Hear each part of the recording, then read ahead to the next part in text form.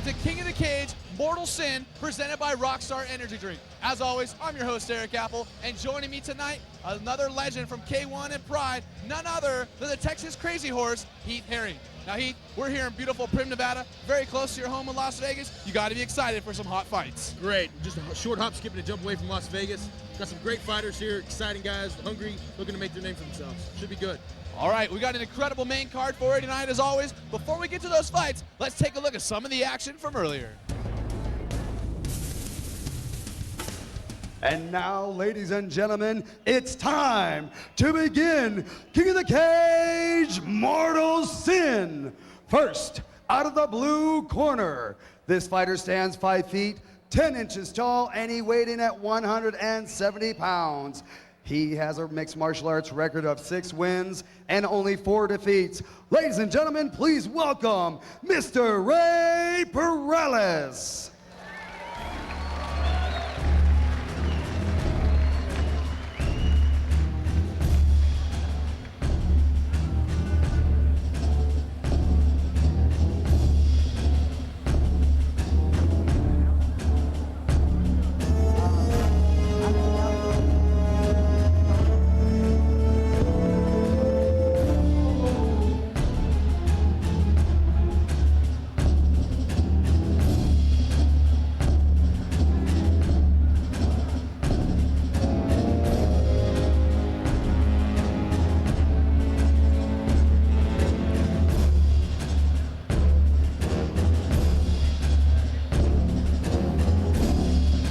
For his entrance into the cage here in Prim, Nevada. Ray Perales is a 5'10" welterweight.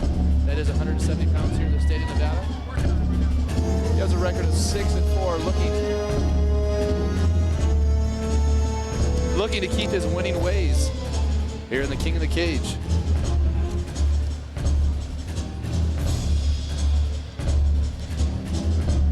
You're gonna hear us talking about the Hitmaster speed stat throughout the evening.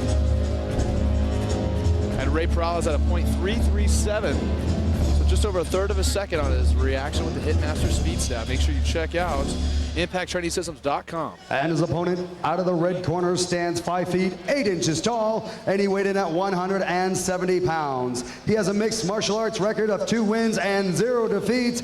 Ladies and gentlemen, please welcome the Bionic Dave Terrell.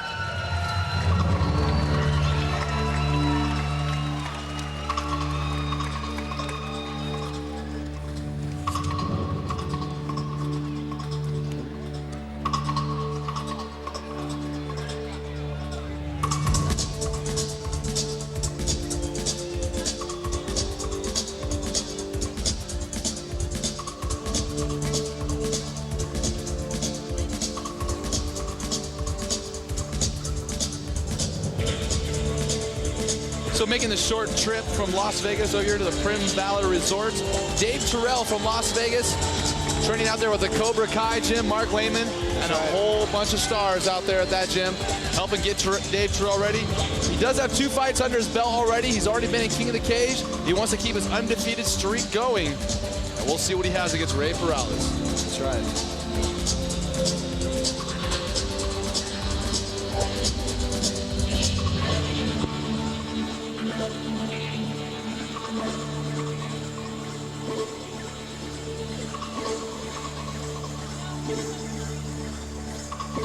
One thing you will notice on the audio will be Dave's coach screaming his head off, and we love him. Mark, I think we're just going to lay out Heath and let Mark do all the commentating. We should just give him a mic, because he's going to be more entertaining than we are, no matter what I say or you say. It's not going to be as funny as what he's going to do. No, Mark Lehman and Phil Baroni in your corner. You're going to have some interesting, colorful comments, that's for sure. The New York City badass.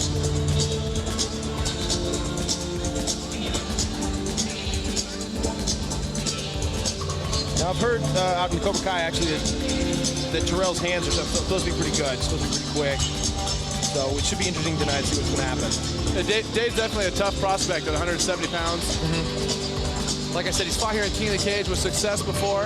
Very explosive. And we're going to get ready to see him for the first time on pay-per-view, so I'm sure he's got to be excited, as is his team.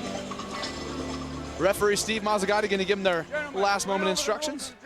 Give me a good, clean, fair fight. Protect yourself at all times. Obey my commands, all right? Yeah, I expect Hook 'em Dave up, to be real gentlemen. Good aggressive luck. right off the bat.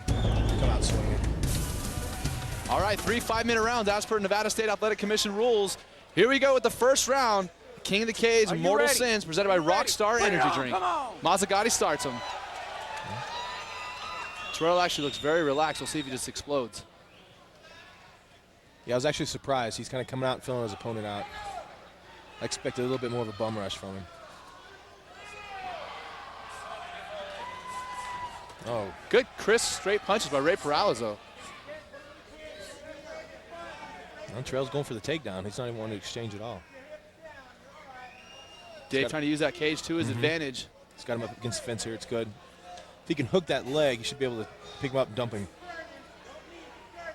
Kind of a stalemate position right now unless he can get that other arm Yeah. down there. Let go of that cage. There you up go. there. Dump him. There you go. Perfect. Side control. And he's right in front of his coach, right in front of Mark Lehman, Phil Baroni, Right where he wants to be. Joe Stevenson. They're all right there. I don't see if Terrell can bring the elbows into effect. Trying to hear from Mark over there. Peralez almost got up there. You can see in the picture Mark Lehman with the bald, shaved head right there, only a couple feet away from his fighter. There's nowhere you want to be better than being right in front of your coach, telling you what to do. That's and right. Really a calming effect on you and really helps you keep your direction in the cage Peralez of the moving ring. Terrell into the almost the full guard now. There, good job for Peralez. He's in a much better position. He did a real good job of working out of the fence. Peralez regaining guard while David Terrell rains down a couple short elbows with the left. Nothing real damaging though. Peralez has shown really good composure so far.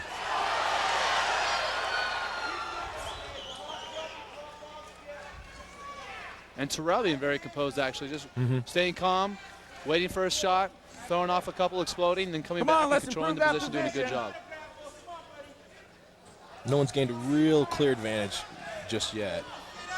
Yeah, if Terrell could bring those elbows down, that left elbow, he could open him up a little bit. There you go, good left hand.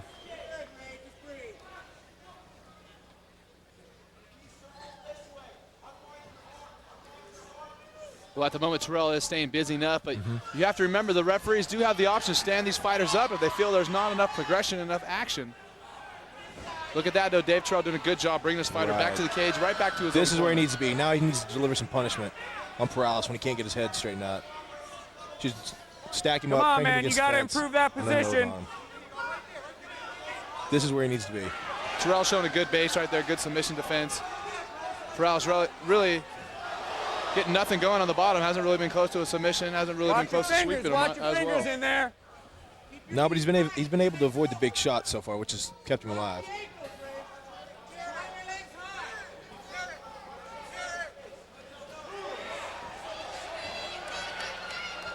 Well, Peralez still remaining with that the guard right there, opening it, closing it, but really hasn't been able to find much of anything from his back. well, he's working. Well, Terrell's doing a good job of just keeping him in full guard, trying to rain some punches down.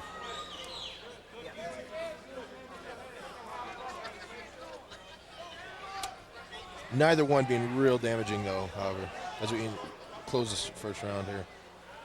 Stop, we're gonna stand up. All right, Steve Mazzagatti going to stand him back up. Good call. Peralez really doesn't Bring it show on, very come much on. damage or wear on his face.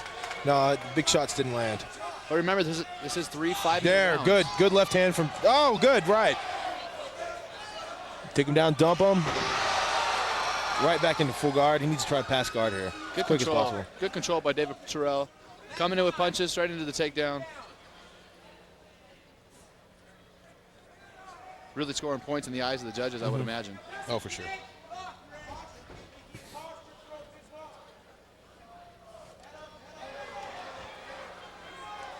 Keep him busy, though, like you said, but Just not able to land the big shots.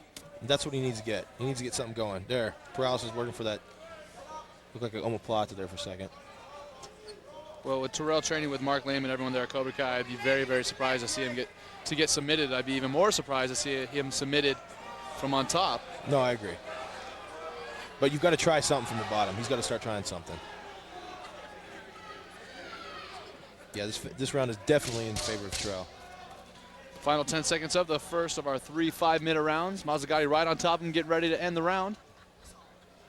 David Terrell finishing this round strong here at King of the Cage, Mortal Sins.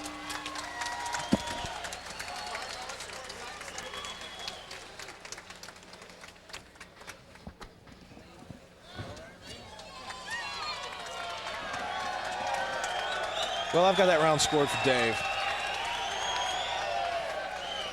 Nice shot of our beautiful King of the Cage ring girls here at the very nice Prim Valley Resorts here at Buffalo Bills. Prim, Nevada, just 30 minutes from your new hometown, Las Vegas. That's right, baby. Short hop, skip, and jump. Make sure you check out kingofthecage.com for all the latest news, info, and events in the world of mixed martial arts. No problem, Jeff. Right on. While you're on that computer, make sure you check out gunsafe.tv as well as impacttrainingsystems.com. Go, guys. Clean that water up. Clean that Some of the water sponsors helping to make our Get him a King of the towel, Cage get him a event towel. possible. That's right.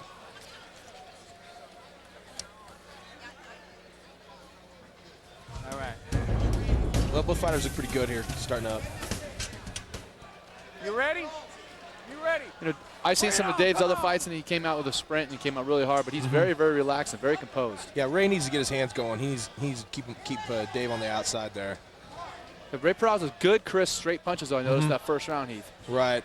Well, this is where he does not need to be. He does not need to be in the clinch. Yeah, Ray basically wants to create some distance, let those hands fly. There, as he good has. knee. Good knee. Let go of the But cage, once again, let go Dave of the Terrell has cage. him in his own corner, pushing him up against the fence, and he's working on that single leg. Yeah, what Ray needs to do is, get the underhook, circle out to the right.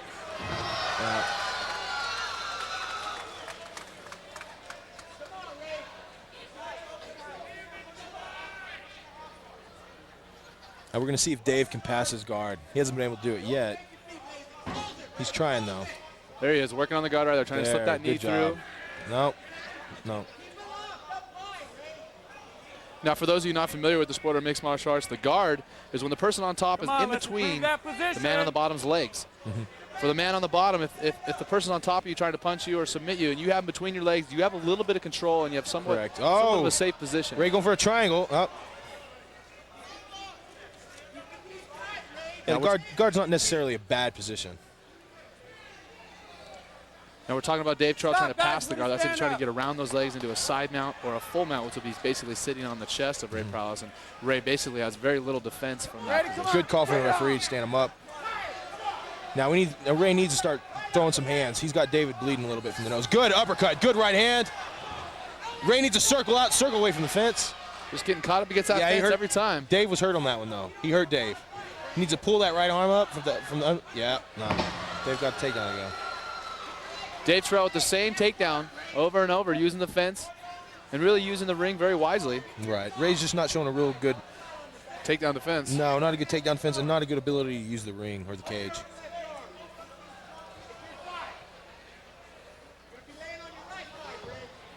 He did have Dave stunned there though for a little bit. Just wasn't able to capitalize on it.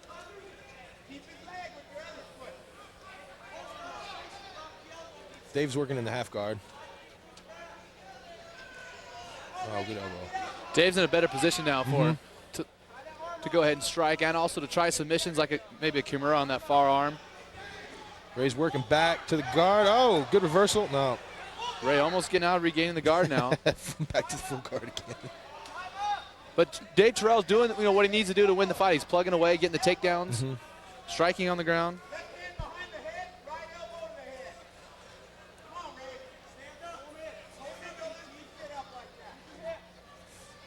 Yeah, good job with Ray from the bottom, actually delivering some strikes. Come on, you got to improve that position. Ray actually doing a little bit of damage from his back. Dave's showing some signs of fatigue. Ray Peralta just delivered a big right hand from the bottom. Yeah, like we said before, the guard isn't necessarily the weakest position to be in. Go, guys. Dave's definitely tired here. Afraid with a little straight right, he should be able to catch him. It's wide open. Boom. Yeah, Dave's hands get lower and lower as the fight goes on. But once again, he looks like he's going to get a takedown as he does. Nice traditional single leg right there. Just pulls it out. Yeah, Ray needs to definitely work on going backwards, walking backwards, using the angles, circling left and right. Well, even though he's landed the strikes, he definitely lost the first round, in my opinion, and it looks like he's probably going to be losing this one as well. So in the third and final round, he's really going to have to go for broke Keith and look for a submission or a knockout or maybe a 10-8 round. That's his only hope at this point. No, I agree. I'd have it scored a little bit closer, though, in this round. Come on, guys. I'm going to stand you up. Let's get busy. Improve that position.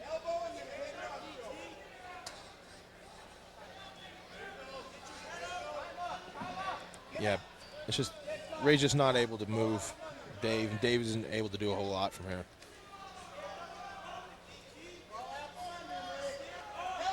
Stop. We're going to stand up. Good call by the ref. Steve Mazzagatti standing him up again, and I'm sure Ray Prowls couldn't be happier with that. Oh, for sure. He's asking what took so long. Good right to the body. He needs to come up top now again. Good. Oh. Ray Prowls going for broke like he needed to. Yeah. He slipped. Right in front of his coach, Mark Lehman right there, Joe Stevenson.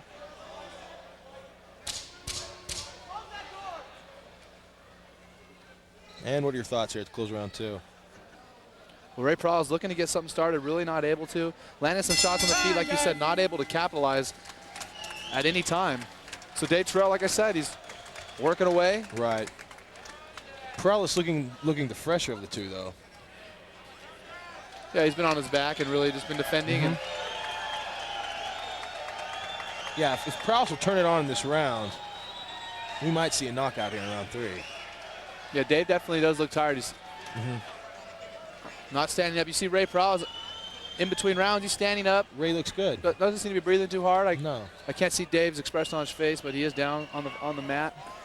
Their corner's pretty messy. But like I said, if the fight continues to go the way it does, Dave Terrell's going to win this fight hands down, just controlling the fight on the ground and doing what he needs to do. No, you're right. You're right. Don't count Prowlis out yet, however. He'll come on, turn it on. He can get after it. Here we go, round 3.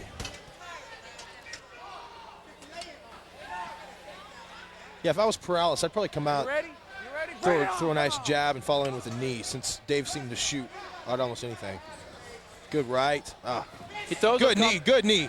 He throws those combinations, Heath, but he steps in with them. Correct. And he just giving up his hips. No, you're right. If you're a striker and you're fighting someone who wants to take you down, Right, you cannot walk straight at him. It's just not going to work. you can't let them have your hips. You got to stay outside, use that distance, throw more hooks. No, You you're can't right. just march in with those punches, as I'm sure you know better than most anyone. Unfortunately, I do. Well, Dave's using a lot of energy right now, a lot of power just to keep him down. Back to the full guard. But Dave's trying to pass to his left side, which is Correct. Prowlis' right side. Going to try to push that knee down, step over it.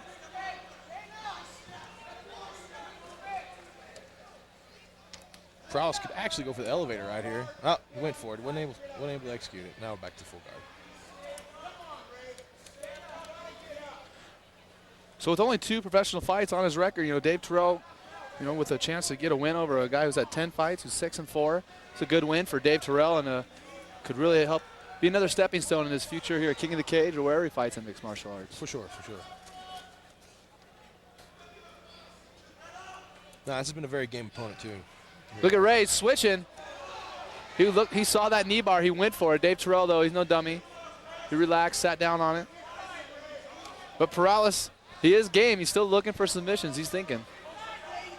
I think Ray's trying to hold, get the referee standing back up. He's looking for that big knockout. Steve Mazzagatti right on top of it. Dave Terrell has passed halfway. He's in the half guard. Throwing the right hands right there, but not really quite able to do the damage it needs to do to. No, there's not a lot of action right now. I think the referee should go ahead and probably. Well, every time I think he thinks about it, they give a little bit of flurry. I think Mazzagatti's taking it more and more seriously as far as standing it up. He's getting closer and closer. Oh.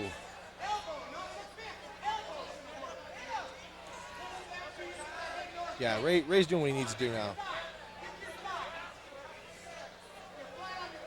Probably just go ahead and hold. Okay, stop. Here he goes. He's Yeah. going to stop Stand it. up, Good call, stop. good call. All right. Standing back up. And Ray Perales. This is Ray's chance right now. If Ray Ray wants to Pro- end this fight, he needs to take it. You know, he needs to do a There, flying- good right. Good. Good right, good again. Oh, get out of the. Yeah. You know, he needs to learn how to fight in the clinch with knees right. or do a flying knee, something like that, right up the middle. He's landing the shots he needs to land. He's just not able to capitalize upon it. He's not able to finish. Well, very frustrating way to lose for Ray Perales. No, for sure. But at the same time, Dave Terrell, like I said, doing what he needs to do. Yeah, Dave went in there, did his job. Coming into the closing seconds of the third and final round here. Also, we want to thank Boyd's Pro Street Motorcycles for helping make King of the Stop, Cage guys. possible. Stand up. As Steve Mazzagatti stands him up again. All right. Third time's a charm. Bring it on. Come on. Perales, he's gotten a lot of opportunities. For sure. Oh, there you go. The knee just missed. And once again, Dave got him down. Crowd not happy with that.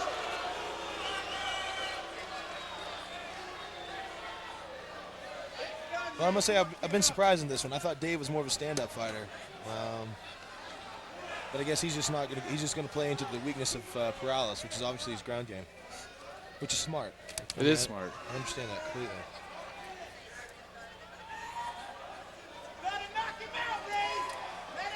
You can be a great kickboxer, but when you fight like a world champion kickboxer, you turn into a good wrestler. Stand up. All right. And you know, like I said, in Dave Terrell's defense, you know, he's not really trying to make any attempt to stand up, but Perales has very good hands, so I mean, you can't really blame him for trying to get the takedown. It's what you need to do. Now, Perales, for the first time, has been able to sprawl. If he can circle and get back up, Don't need a head. yeah, Do not Perales need needs a to. head down No, there. Perales needs to go ahead and stand him back up. This is a very neutral position for both fighters. Time is running out, though, for Dave Terrell. That's right. I'm sorry, for Ray Perales.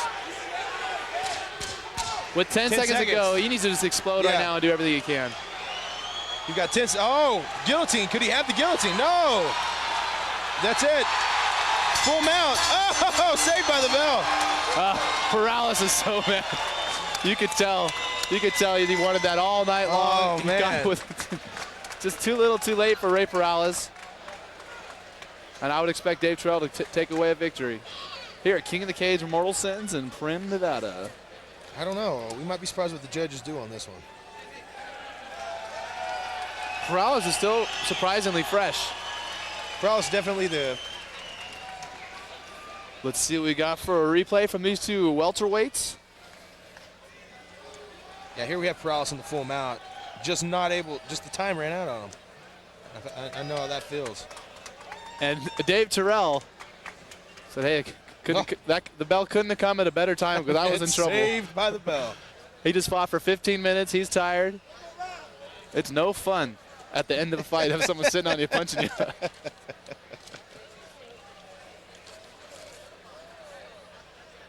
No, but good job finishing strong from Perales. That's the way you need to do it.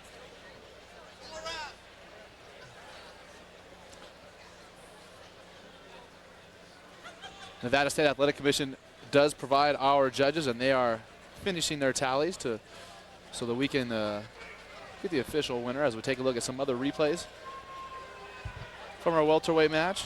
Yeah, if you'll see there, that straight right was landing really, really good. You just see Perales walking straight back, which you can't do against a wrestler. You've got to be able to circle and use angles.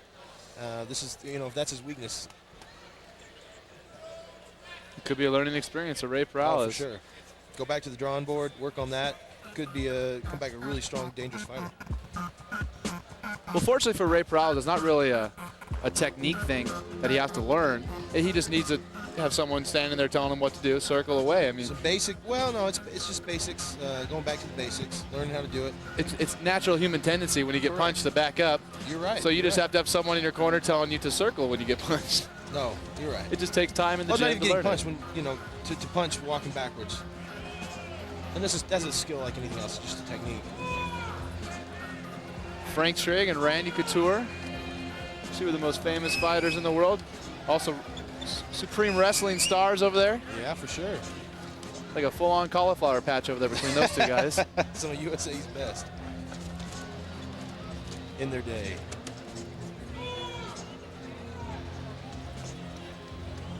Well, I'm interested to see what the judges decided on this one.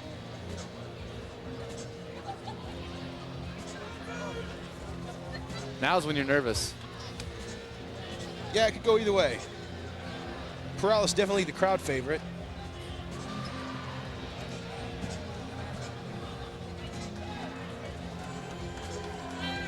And for our official announcement, it's going to the ring to our Iron Man, Tyson Johnson. Ladies and gentlemen, after 3 rounds of action, Judge Cecil Peoples judges the bout 30-27.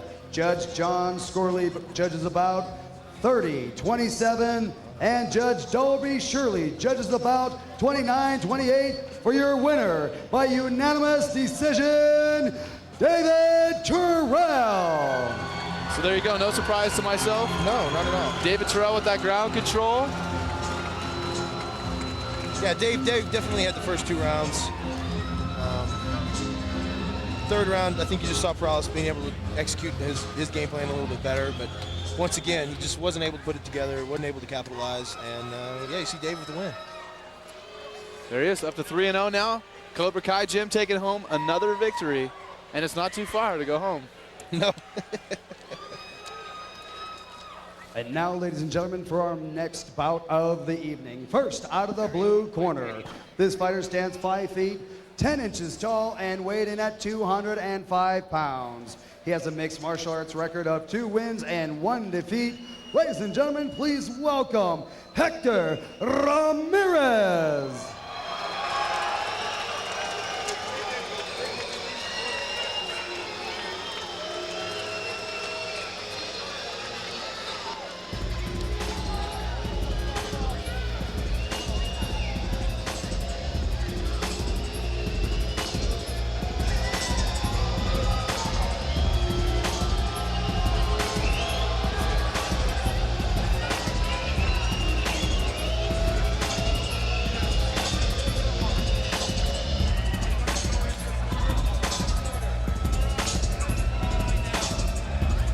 Coming out of Team Oyama in Orange County, California, Hector Ramirez. He is a light heavyweight. He has a record of 2-1, and he likes to bang, I'll tell you that much. And he's going to get an opportunity to here tonight, the King of the Cage, Mortal Sins. Yeah, we can expect a pretty good stand-up coming out from Team Oyama. I've never seen this young man fight before, but well, he's been in the gym slugging it out with guys like Brian Sesma, as well as Quentin Rampage Jackson, coached by Colin Oyama.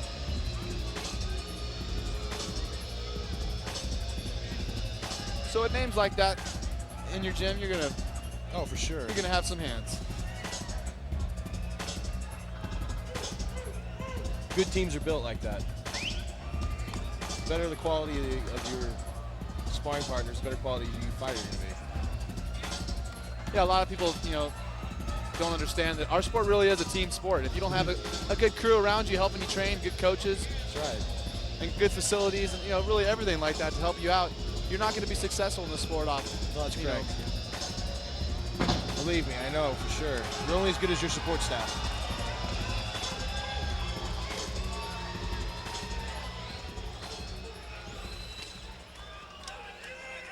And now his opponent out of the red corner. This fighter stands 6 feet, 6 inches tall, and he weighed in at 195 pounds. He has a mixed martial arts record of 3 wins and 0 defeats. Ladies and gentlemen, please welcome Kendall Groves.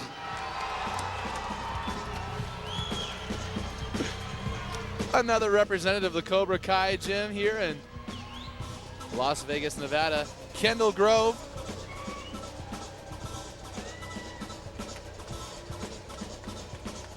So we got another local boy coming down. Kendall's fought here in Nevada. He's fought in Mexico on some events that I fought on as well. He also fought in Hawaii.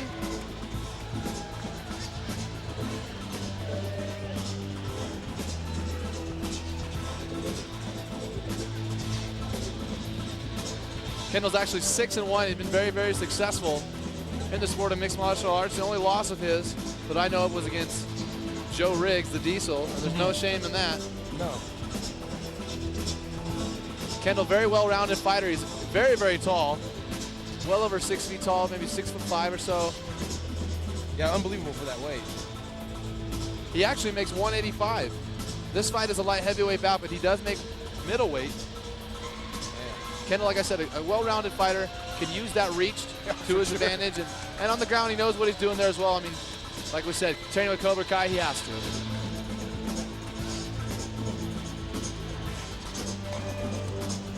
Well, I look for Hector to try to come in, close the gap, get on the inside, maybe do some low kicks, work on those long limbs.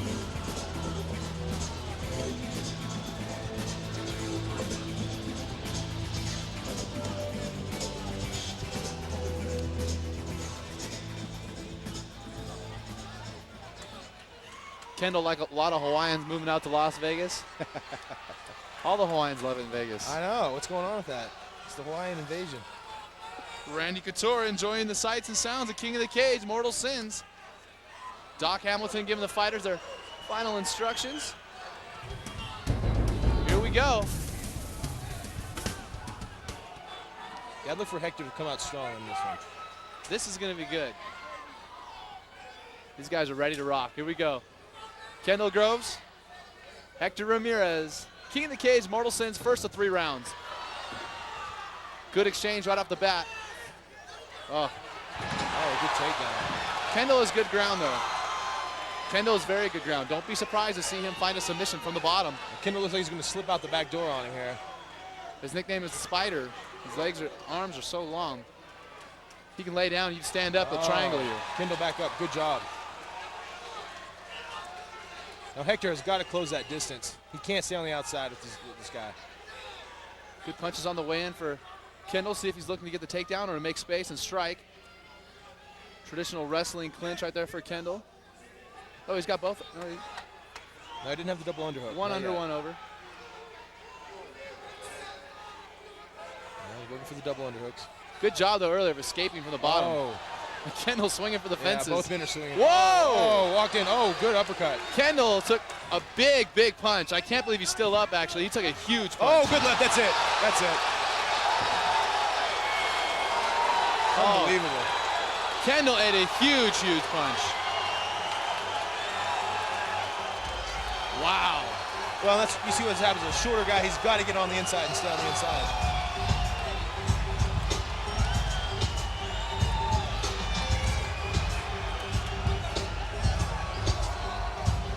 Kendall down. Everyone attending to him. We have a good medical staff here in the state of Nevada. Oh, he's going to be fine.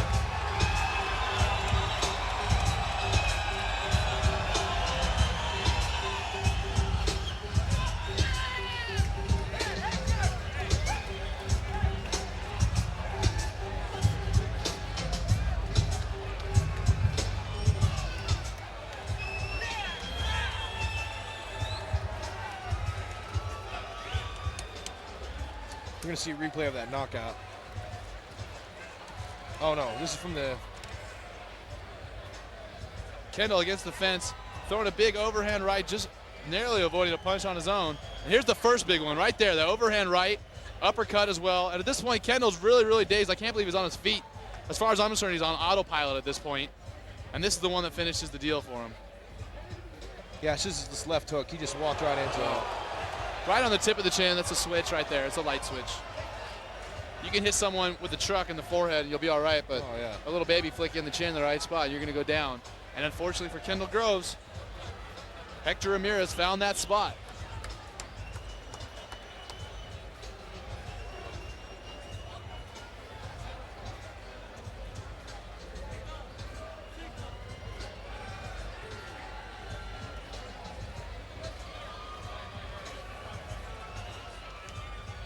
Kendall's setting up now. Here it is, the hook. The big left hook. Yeah, he just walked right into it. Kendall threw the same hook at the same time, and his punch actually landed. You see Hector falling out of the picture at that point. Yeah, that's the problem when you're fighting a guy a lot shorter. Once he closes that distance, it's just tough. So Hector Ramirez making a big impression, his first time here on pay-per-view, King of the Cage, Mortal Sins.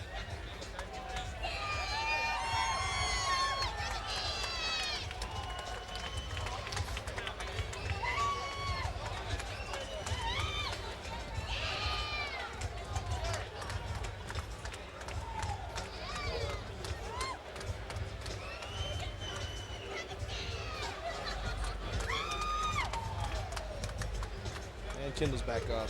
He's got his bell ring a little bit.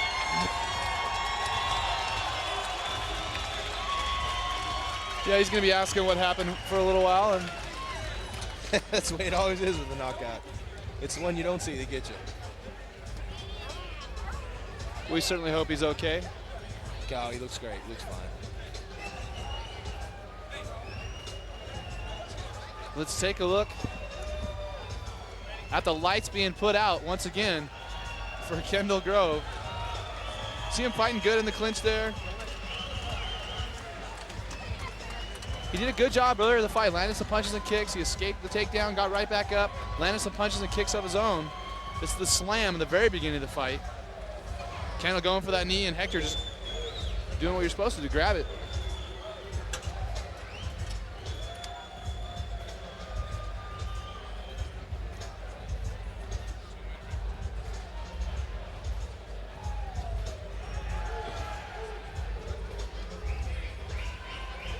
And for our official announcement, let's head into Tyson Johnson.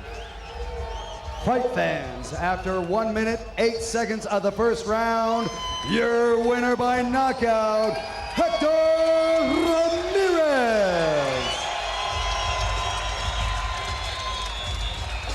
So improving his record to 3-1, Team Oyama's Hector Ramirez headed back to Orange County with his first victory on pay-per-view and King of the Cage, and he's got to be a happy man, Heath. Oh, for sure. Highlight video right there. Highlight footage.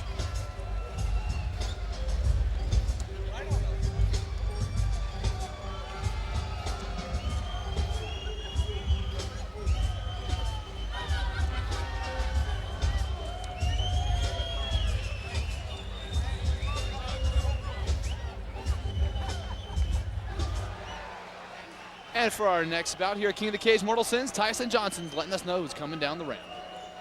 And now, first out of the blue corner, this fighter stands 5 feet 11 inches tall, and he weighed in at 155 pounds. He has a mixed martial arts record of 3 wins and only 1 defeat. Ladies and gentlemen, and please welcome Richard Goodman.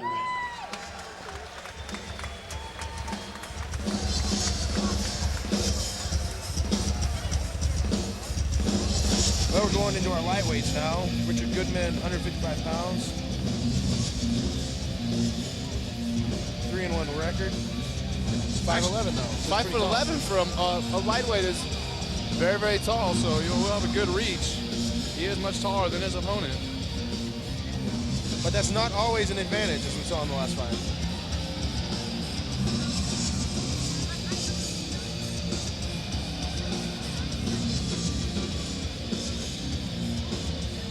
Coming out of Central California, not too far of a trip for Richard to come on over here to Prim, Nevada.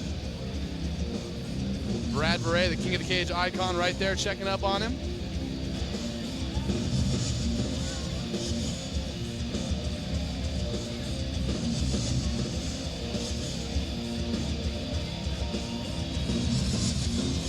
Quite a knee brace right there for Richard Goodman. And speaking of knee braces, you got a big dog on your knee right there. You got your knee fixed 3 weeks ago. That's right. Got my ACL replaced, put an allograft in. I'm sure we're going to see you back in the ring over in Japan relatively soon, like 6 months or so, you'd say? Oh, I'm hoping. Hopefully before the end of the summer. That's what we're shooting for. Can't sit at home too long. Drive yourself crazy. Huh? Oh, man. Yeah, rehab is no fun, buddy. Beautiful arena here at Buffalo Bills. Yeah, it's a really nice casino, actually. I hadn't ever had the opportunity to come out here, but I've enjoyed my stay quite a lot. Prim Valley Resorts taking care of us here at King of the Cage, and we certainly appreciate it as we present Mortal Sins to you. Definitely worth a stop on the way back to LA. Richard Goodman did have a time of .356 on the Hitmaster.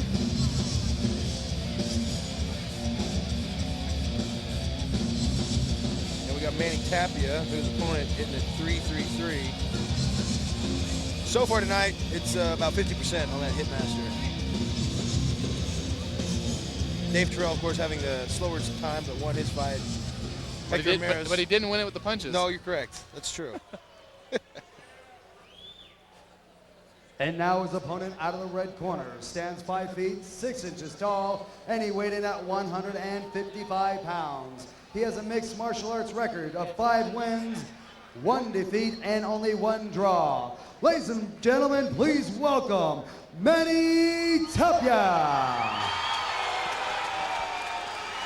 Wow, what a reception from the crowd.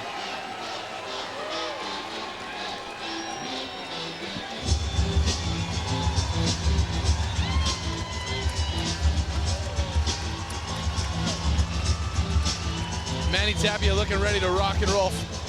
5'6", 155 pounds, 5 wins, 1 loss, 1 draw, as you heard from Tyson Johnson. He did have the faster time on the Hitmaster speed stat. Manny is no stranger here to King of the Cage.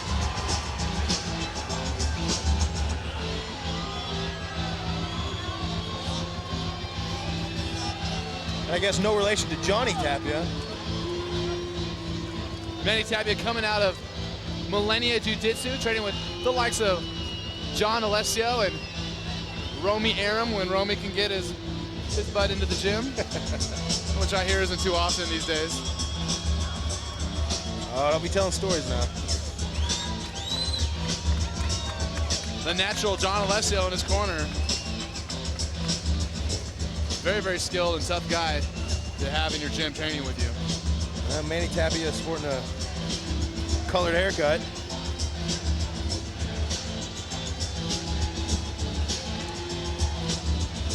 Definitely you have to say he's the crowd favorite here as well. A lot of people making the trip out from Pomona, California to come see Manny.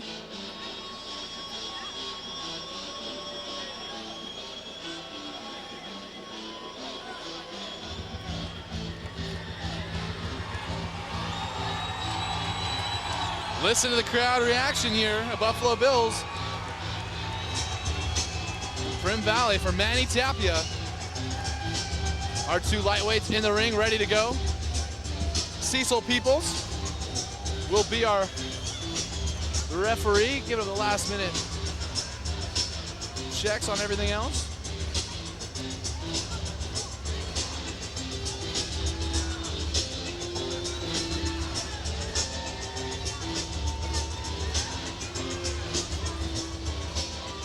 All our referees here at Prim are provided by Nevada State Athletic Commission.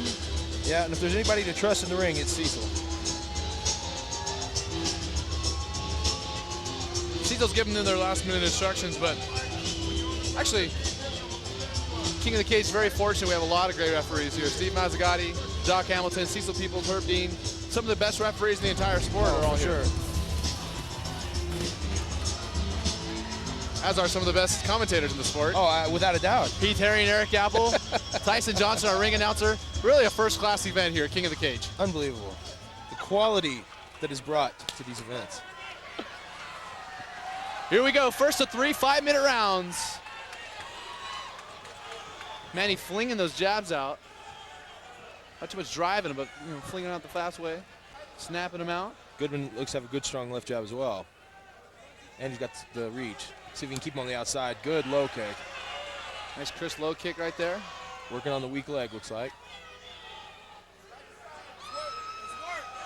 Oh, there you go. Goodman needs to keep throwing that straight jab. Well, these fighters have their hands relatively low, Heath. Oh, you're right. Oh, went for the high kick there. Yeah, they need an introduction punch, though. If they're going to throw a kick, they need an introduction punch. Yeah, you got to throw the punch. You can't just throw a lead kick out there. Oh, flying knee. Too easy to see a lead kick coming, too easy to block, too easy to get a takedown off of it. Good follow. Oh, look at that. Good striking, straight right. Wow. Tapia going for the quick takedown after catching a right hand. Goodman came out swinging there for a second. Oh, man. Tapia just dropped down, grabbed that waist. I said I had enough of that for the moment. Goodman looked to be actually upset from something. Looks to have a little bit of a shiner on his left eye. Yeah, his eye's already red. Now, good call by Cecil. Standing back up. Cecil Peoples, out of any referee in the sport, he will stand you up. He ain't kidding around. You better do something. Let's see if Goodman can continue that little flurry he had going there.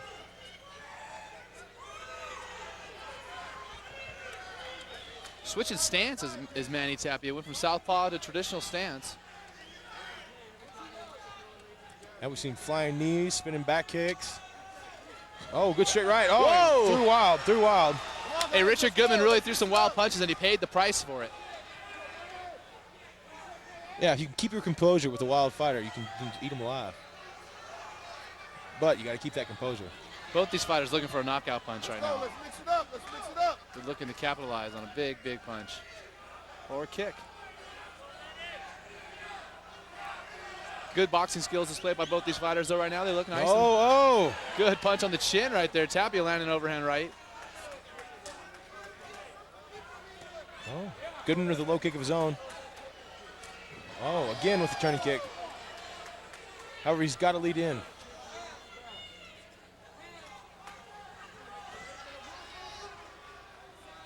Gentlemen, mix it up. Oh! Go, fight. Cecil Peoples telling these guys, let's go. Let's do something. Goodman about had a And freebie there. both the fighters laughing about Oh. it just now. Flying knee for Flying Goodman. knee, but he's right into the guillotine. No, he's got over the side. He's all right. Manny Tapia passed the side mount. Very, very hard for somebody to pull off a guillotine from the bottom right there. No, you're right. But if he makes a mistake and gets put back in the guard, he could be in trouble. No, he's got his head out. Into half guard right now. I see the ground. It's ground skills of these two fighters. Position down there now. Let's go. Oh, Manny coming from Millennia Jiu-Jitsu. Javi Vasquez, Romy Aram, John Alessio, Brian Foster. He's training with some of the best guys around. He's not going to find himself too out of place in any position in our sport.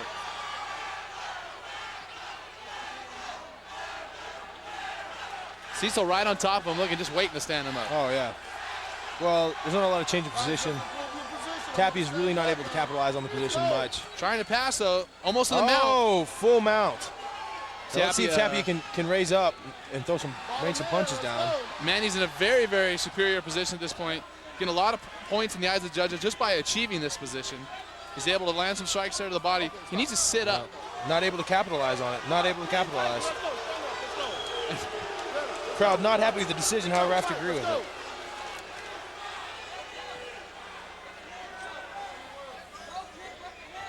Let's see if the stand-up battle will continue. Both fighters with their mouths open right now. This is dangerous. Manny switching again from southpaw to traditional stance. Goodman staying in the traditional stance the whole time. Goodman really loading up. You can see he's waiting to throw a big right.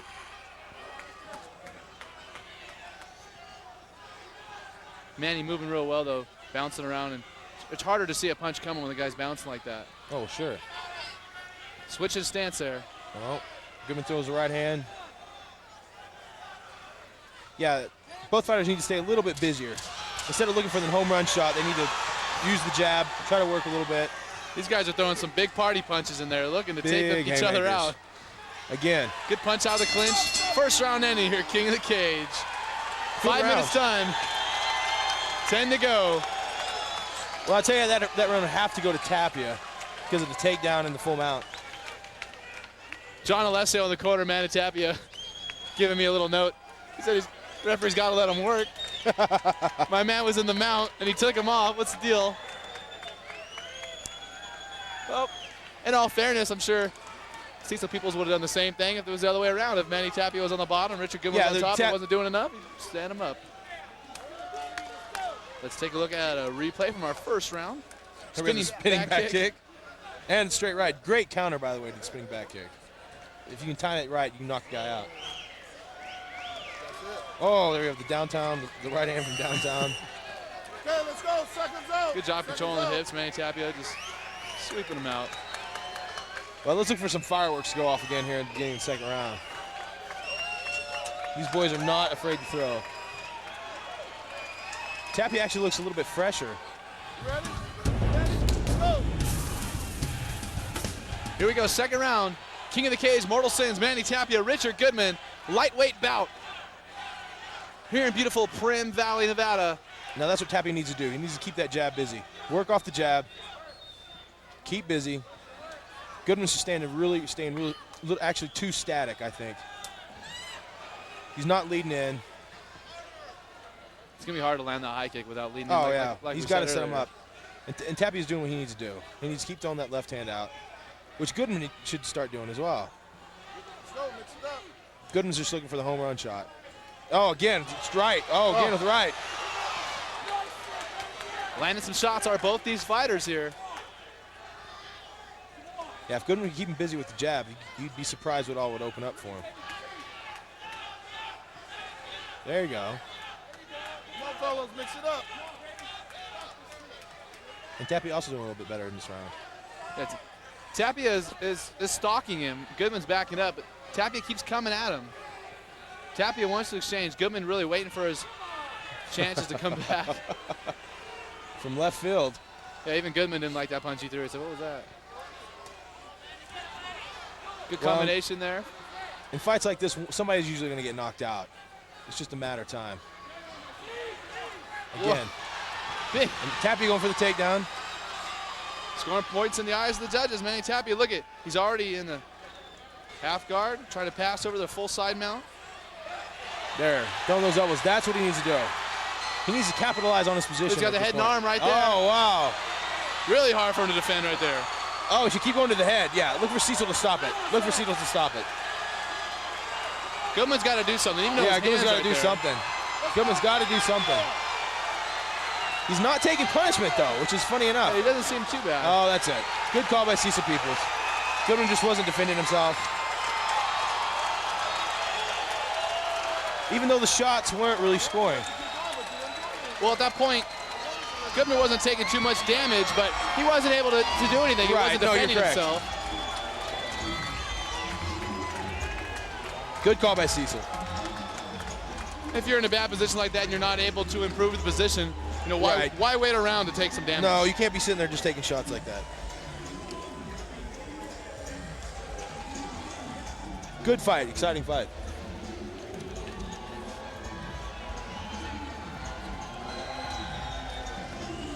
Check out the replay from our second and final round here. Richard Goodman, Manny Tapia. Good control right there. Great base. Manny Tapia doing everything right at this point. He could do no wrong, basically. No, from there. Goodman was just at the mercy of Tapia at that point.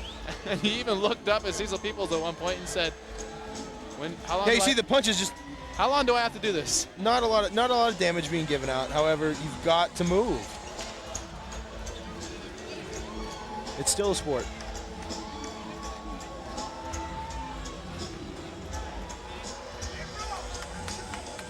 And Richard Goodman had no bad blood after that. He actually told Herb Dean, shook his hands, and he made the right choice. I'm sorry, Cecil Peoples. As a fighter, you know when you're in trouble and you know when you really are stuck in a position as he was. Let's go ahead and throw it into our ring announcer, Tyson Johnson, for the official announcement. And now, ladies and gentlemen, after 2 minutes, 1 second of the second round, your winner, Manny Tapia. Crowd excited, ecstatic even about the decision. Well, decision, about the victory. So Manny Tapia now 6-1-1, quite a record here. And a good fight, and with a game opponent.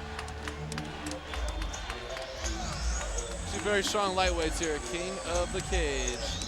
And like I said, Manny Tapia doing a good job coming out of that Millennia camp. You see John Alessio right there with him, Reggie Orr.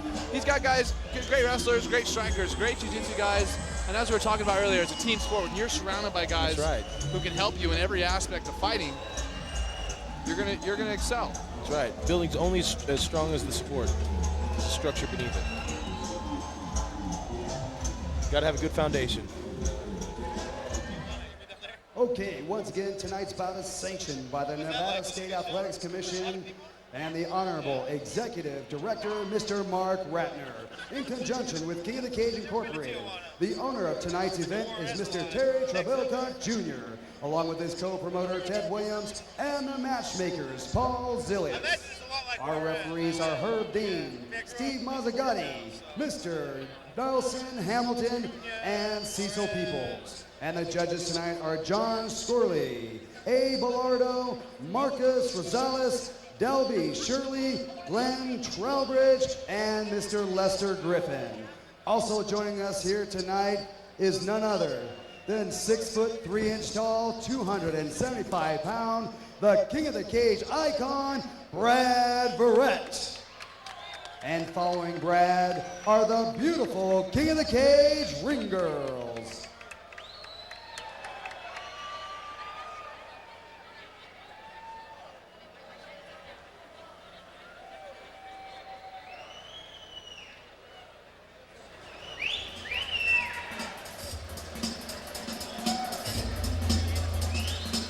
Whatever, how's the leg going? It's going good.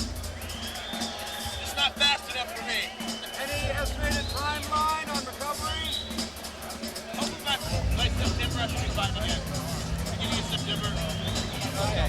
We wish you well. Thank you. I appreciate it. Thank you.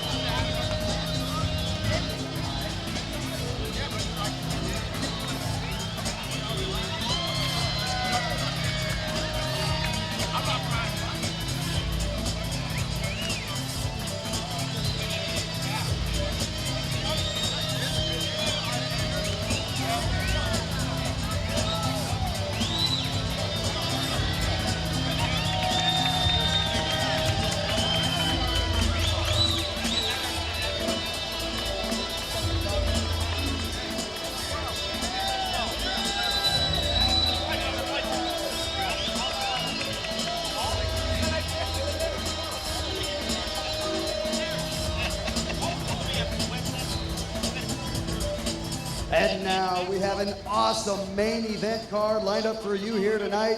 But before we begin, let's salute America with the national anthem. Ladies and gentlemen, please welcome Mr. A. Bellardo.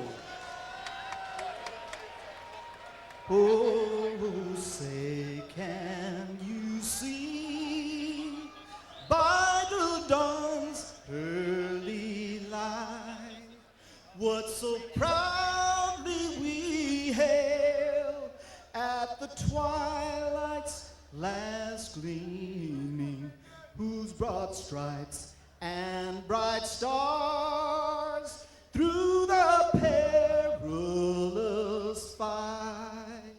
Oh, the ramparts we watched were so gallantly streaming, and the rockets' red glare, the bombs bursting in air, gave proof through the night that our flag was still there.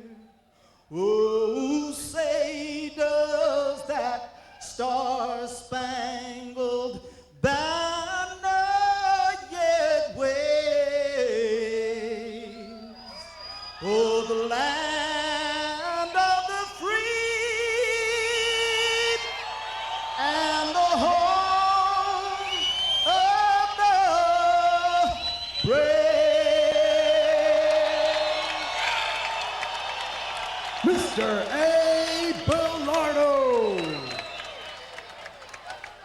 Ladies and gentlemen, we're ready for more King of the Cage action. First, out of the blue corner, our first fighter stands 5 feet, 8 inches tall, and he weighed in at 170 pounds. He has a mixed martial arts record of 7 wins and only 2 defeats. Ladies and gentlemen, please welcome the Captain, Frankie Bollinger.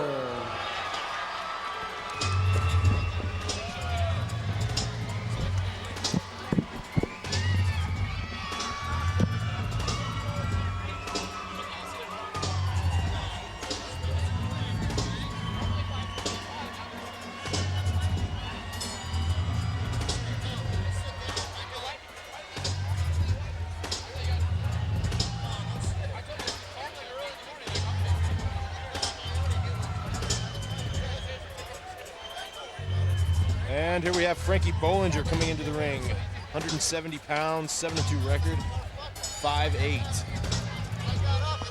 Well, Frankie's got the sporting the Wolverine look here.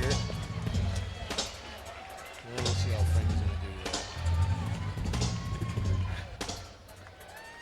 here. All right, Frankie Bollinger, no stranger to King of the Cage, making his way in. The first fight on our main card, welterweight action, 3 rounds, 5 minutes each. For those who aren't familiar, welterweight is 170 pounds. My new fighting weight, Heath. And I'm not looking forward to cutting the weight. Congratulations to making it. Yeah, if I make it. I think my left leg weighs 170 pounds. Frankie Bollinger coming in with a 7-2 record. Been very busy at King of the Cage, Gladiator Challenge. He's also You know the story of Brer Rabbit? He's also the doctor on site for many of the Gladiator Challenge and King of the Cage events. Frankie's a very exciting fighter. Can't wait to And see his him throw opponent down out here of at the pay-per-view. red corner stands 5 feet, 10 inches tall, and he weighed in at 170 pounds. He has a mixed martial arts record of 6 wins and 4 defeats. Ladies and gentlemen, please welcome Joe Franey.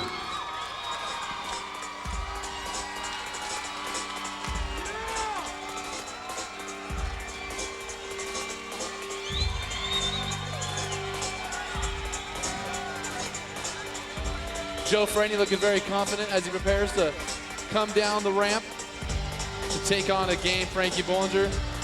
We last saw Joe Franey in King of the Cage taking on Mike Guyman. He actually was finished off relatively early in the first round of that fight. Joe never had an opportunity to get his game off. He does have a winning record in the sport of mixed martial arts. He is very skilled, and he has the opportunity and the talent to make things happen in the cage. But a fight is a fight is a fight. Last time he didn't have the opportunity to make it happen, and That's right. he's getting a chance once again here at King of the Cage, Mortal Sin, here in beautiful Prim, Nevada, Buffalo Bills Casino.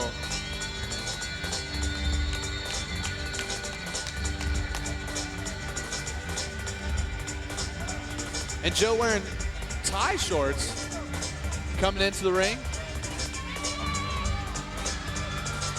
We'll see what his stand-up consists of. Let's see. Could it be a strategy or, oh, there's a beautiful ring girls. Heath, you're no stranger to Thai. Spent a lot of time there in Holland. In Holland, not in Thailand. Not however. in Thailand. But there's a lot of people, Enough craziness in Holland for me. a lot of people might not know some of the best fighters in all of Thai fighting do live in Holland. That's correct. Why, I don't know. Because the Dutch are just crazy dudes. The Dutch are crazy people, and that's their sport. K1 has been dominated by Dutch fighters the last 10 years of its inception. Or since its inception, rather.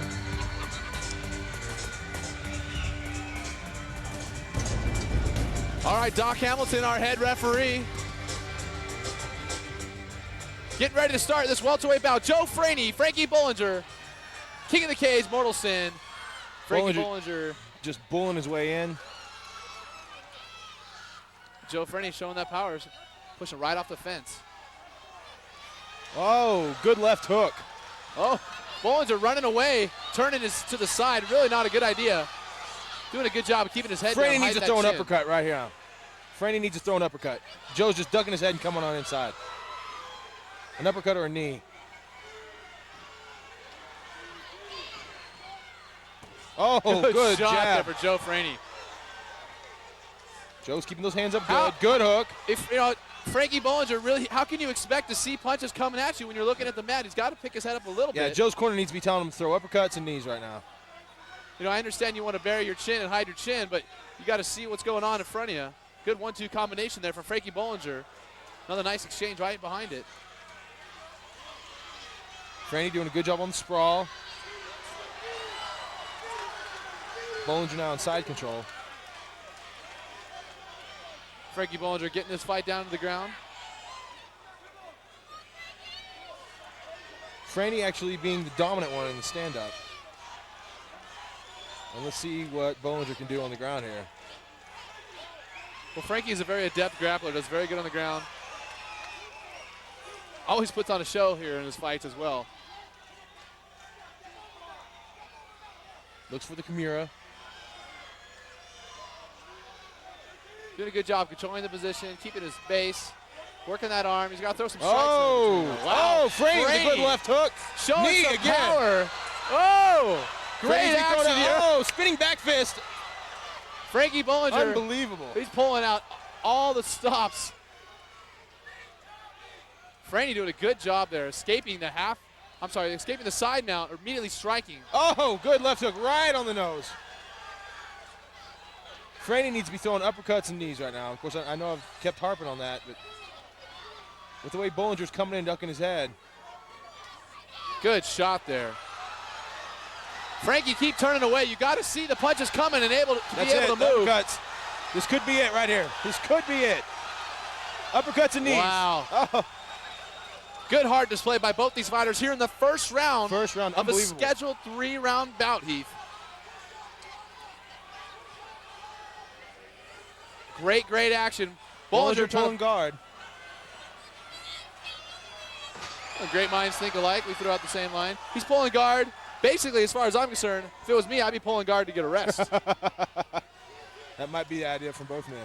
These guys are trading a lot of punches, working those lungs and those hearts.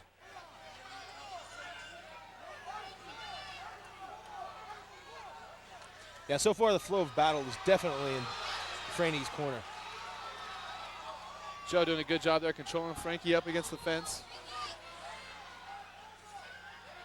Good shot there. Good short right, left over the top of it. Bollinger doing a good job of fighting off his back, however. Oh, Franny moving into half guard.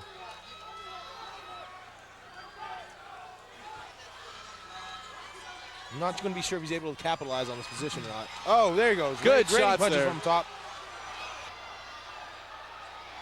There he is. Is he going to finish the fight? In. Yeah, good Doc stoppage. Hamilton saw enough. Joe Franny getting a victory here. King of the cage, mortal sin. Like we said, last time he didn't have a chance to take home a victory, and this time he does, and Joe Franny feels good about it. Yeah, great fight, great fight. As you hear the audience here, really excited. And as always, you see great sportsmanship among the athletes. All right, let's take a look at a replay. Joe Franny really landed some good strikes on his feet. So I guess the tie shorts weren't a joke. We saw knees, we saw punches, elbows. Just didn't see any kicks.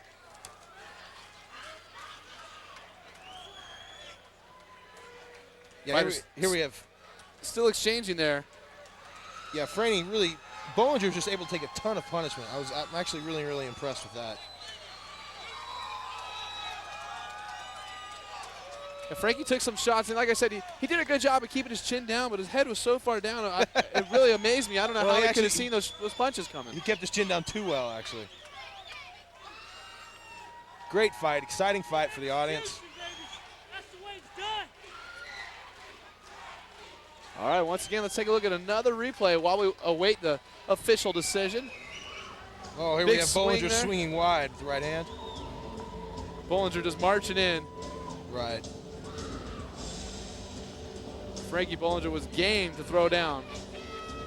Throwing a crisp little 1-2 right there.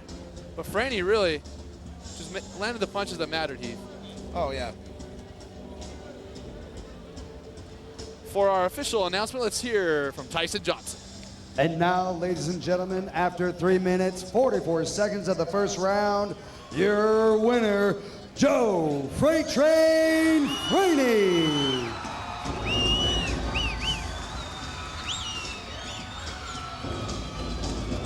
So improving his record to 7-4 now is Joe Franny as a welterweight. Hey, and the Hitmaster stat proved to be right again. He was actually faster on the Hitmaster stat than Frankie Bollinger. The other thing's been pretty accurate so far, hasn't it? From our last event, it was 70% accurate. We'll see how it turns out tonight. Yeah, Yeah, so far it's 75%. As of yet.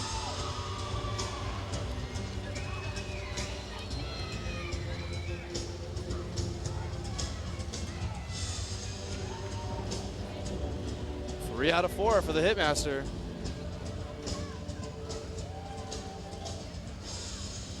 Looking at our beautiful arena here at Buffalo Bills Casino in Prim Valley, Nevada.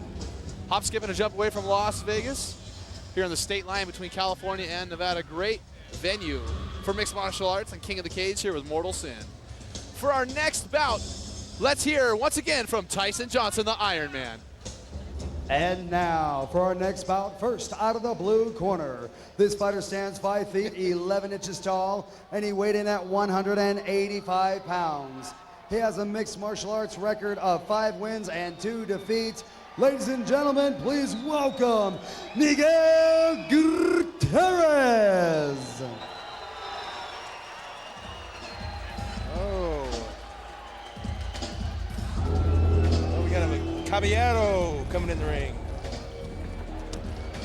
Well, for the Texas Crazy Horse, welcoming another Caballero. It's a Mexican cowboy. For our Spanish-speaking viewers. Si, senor. Manny Gutierrez, 5'11". He is 5-2 in the sport of mixed martial arts. He got a .390 on the Hitmaster stat. He's a middleweight, 185 pounds. He's got Quentin Rampage Jackson in his corner behind him. Another fighter from Team Oyama, who, by the way, is undefeated this evening. With only one fight, though, so it's 1-0. Last minute checks going through for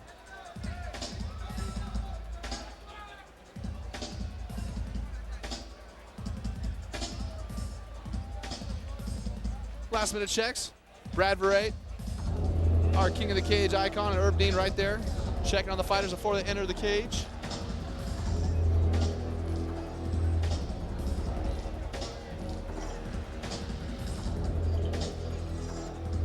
Basically what they're inspecting before the fighters enter the cage. They're checking to see, first of all, the fighter has a mouthpiece, checking the fighter's cup, also inspecting their gloves. Also, they want to check and make sure you don't have too much Vaseline on your face or any type of lubricant on your neck, ankles, stuff like that. And now for his opponent out of the red corner. He stands 5 feet 9 inches tall and weighed in at 185 pounds. He has a mixed martial arts record of 4 wins and 0 defeats. Ladies and gentlemen, please welcome Fernando Gonzalez.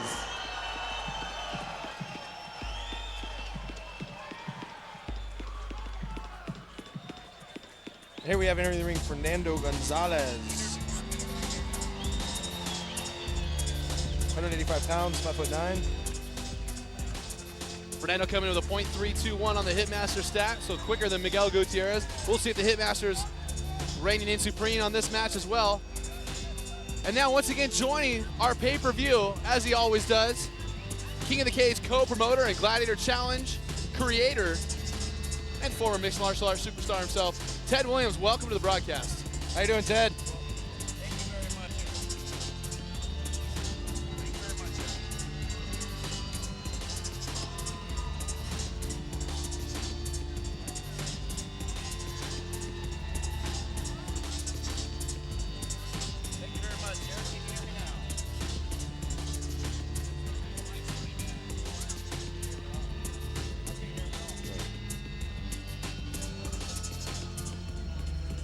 As we take a look at our King of the Cage ring girls, getting ready to start the action here. First of 3 5-minute rounds as per the Nevada State Athletic Commission rules.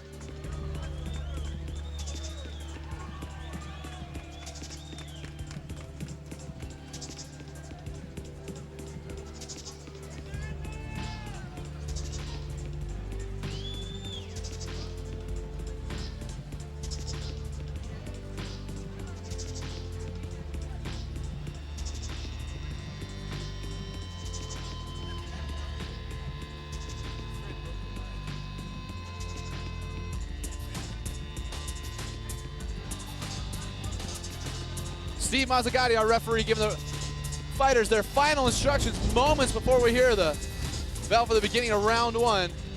Miguel Gutierrez, Fernando Gonzalez.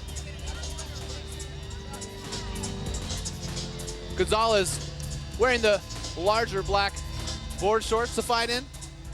Gutierrez with the tighter Valley Tudo style shorts. And let's see what's going to happen.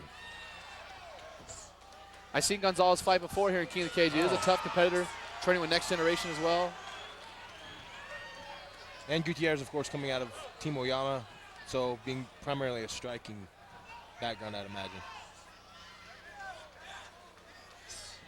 Both these fighters expending a lot of energy here in this clinch. Striking from the clinch. At home, it doesn't look like it's that tiring, but believe me, the close-in wrestling and dirty boxing like this takes so much out of you. Oh, absolutely, absolutely. Fighting for position, as these fighters are, definitely drains you. You're tense everywhere in your body. Yeah, any false move is going to set it off.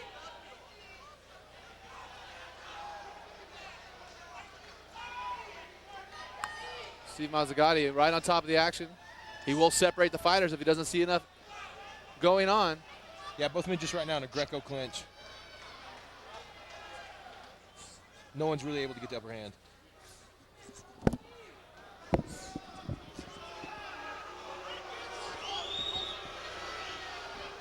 Yeah, neither fighter really able to get the upper hand right here. Oh, there you go. Gutierrez breaking off. Oh, good takedown. Leg sweep right to full mount. Into the mount. Miguel Gutierrez. Great takedown by Miguel. Into an armbar. Does he have it? He's got it, looks like.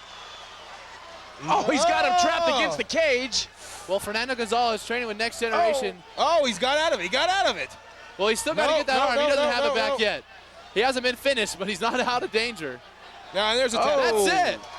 Miguel Gutierrez finding the armbar submission. He capitalized on the position. How quick was that? Wow. Quick.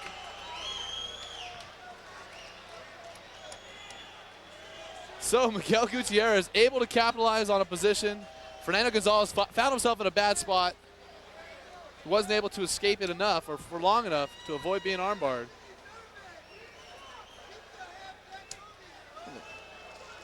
Let's check out the replays. A very strange position, Heath, Ted. Oh, for sure. I want to see this. And they have Gutierrez breaking off from the clinch, throwing in the knee. Keeping busy knee, trying to throw the forearm and the elbow there in the clinch. Good job. The leg sweep takedown straight to mount. Wow. Way to be aware of your body position. Miguel Gutierrez doing a great job right there. And as soon as Gonzalez turned, you just grab the arm. Just textbook. Just a textbook armbar. Great positioning. Like I said, he was very, very aware of the body position of both he and his opponent. And just took that arm, and that's what the sport of mixed martial arts is all about. You know, the fight can go from a clinch up against the fence, and within mere seconds, they went to the ground. Someone got the mount, someone turned their back, someone got the arm bar, and it was all over. That's right, ending the fight at any position at any moment. That's the beauty of our sport. Both our fighters awaiting our official decision. The Caballero with his hat back on. That's right. The Mexican flag in his background from his corner. All the Latinos gotta love him out here in Prim, Nevada. Representing well for his school and his team. Like I said, Fernando Gonzalez, there's no pushover. I've seen him fight in King of the Cage in the past. He's done a very good job. Wasn't enough tonight. For our official announcement, let's head into Tyson Johnson. And now, ladies and gentlemen, after 1 minute, 42 seconds of the first round, your winner from El Paso, Texas, and Juarez, Mexico, Miguel Gutierrez.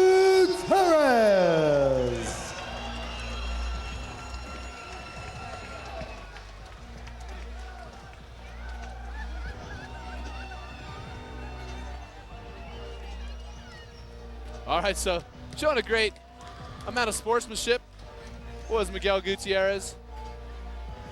That's a good thing about the sport of mixed martial arts. A lot of people think these guys are all out there and that we're all killers and thugs, but Not so. How wrong they are. we're all nice guys except for Ted. Absolutely. He's the Except for Ted. he's the meanie. Come on, Apple. No, but a lot of people think this is a crazy sport or a crazy way of combat, but it really is a sport. You know, we're all sportsmen.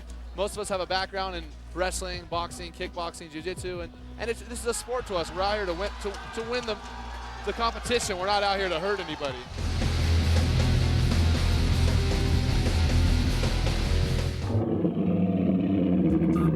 Always known as a tough wrestler, Jason Lambert has recently diversified his skills. He is making a huge impact to the 205-pound weight division, and look for him to utilize all of his assets in a tough fight against Marvin the Beastman Eastman. My background is in grappling. I started in wrestling, then I got into jiu-jitsu. Been doing jiu-jitsu for quite some time now. Then I started with the regular training, kickboxing, and trying to round out my game. My mentality towards fighting is I'm the bad guy. I'm gonna just try and push the pace and see if he can keep up. If he can keep up, then we're gonna have a war. If not, then it's gonna be over quick. I know my opponent is very skilled in kickboxing, but a lot of people don't know that he's a really good wrestler too. Everybody's so well-rounded now. It's not just a kickboxer versus grappler. Everybody's so well-rounded now that you really have to bring a really sharp game plan and try and execute it.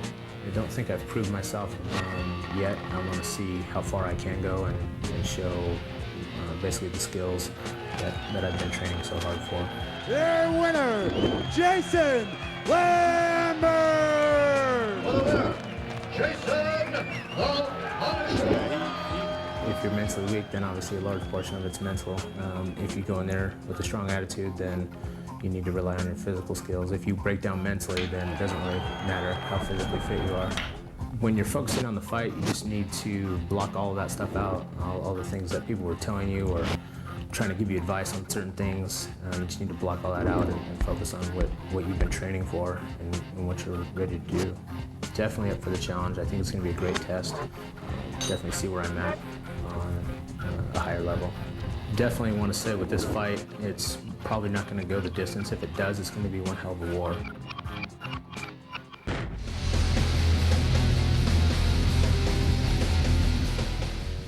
Standing 5 feet, 10 inches tall, this fighter weighs in at 205 pounds. He has a mixed martial arts record of 17 wins and 5 defeats. Ladies and gentlemen, Jason Lambert.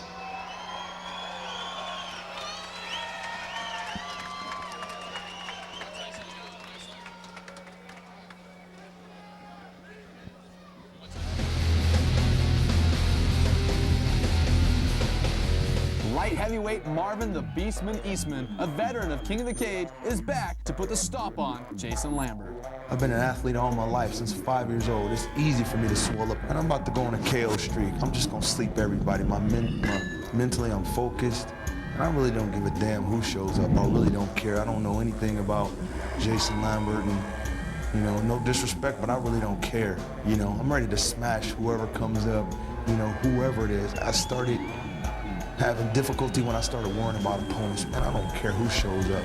I'm trying to smash everybody that comes in the ring. Whoever. It don't make a difference. They can put a cage gorilla in there. Right now, just at the point where I'm trying to sleep everybody that's in that ring. Oh, nice takedown. Go.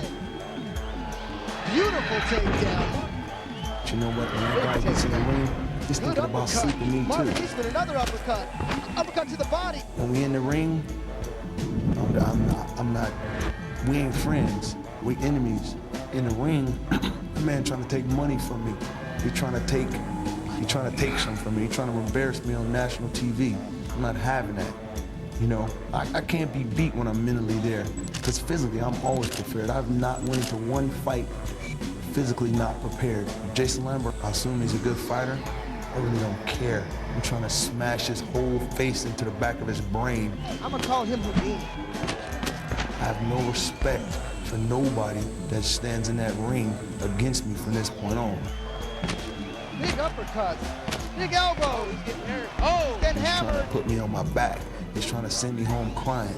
I really don't care anymore. My goal is to destroy and smash every 205-pound fighter that they put me up against. Period. Y'all kill it.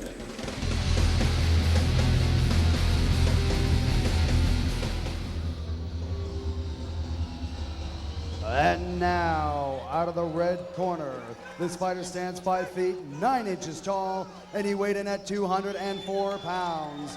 He has a mixed martial arts record of 9 wins and 4 defeats. Ladies and gentlemen, please welcome Marvin the Beastman Eastman. So the Beastman 9-4 in the sport of mixed martial arts, no stranger here to King of the Cage, fighting all over the world in our sport, also doing very well in K1 action, has some great stand-up skills, but he also has a strong wrestling background. Marvin really brings it every time he fights. He really comes to the fight. He's not coming here to go home with a decision. No, absolutely not. And now on the other hand, Jason Lambert,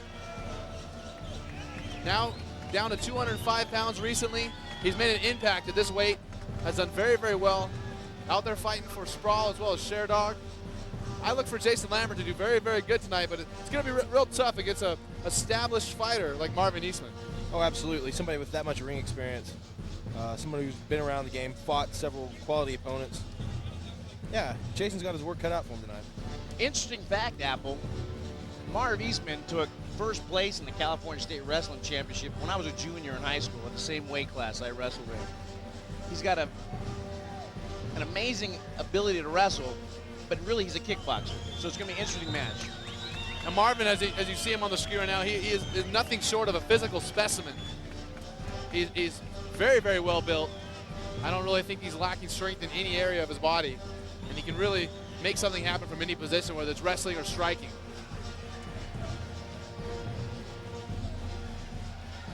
He is a monster at 205 pounds.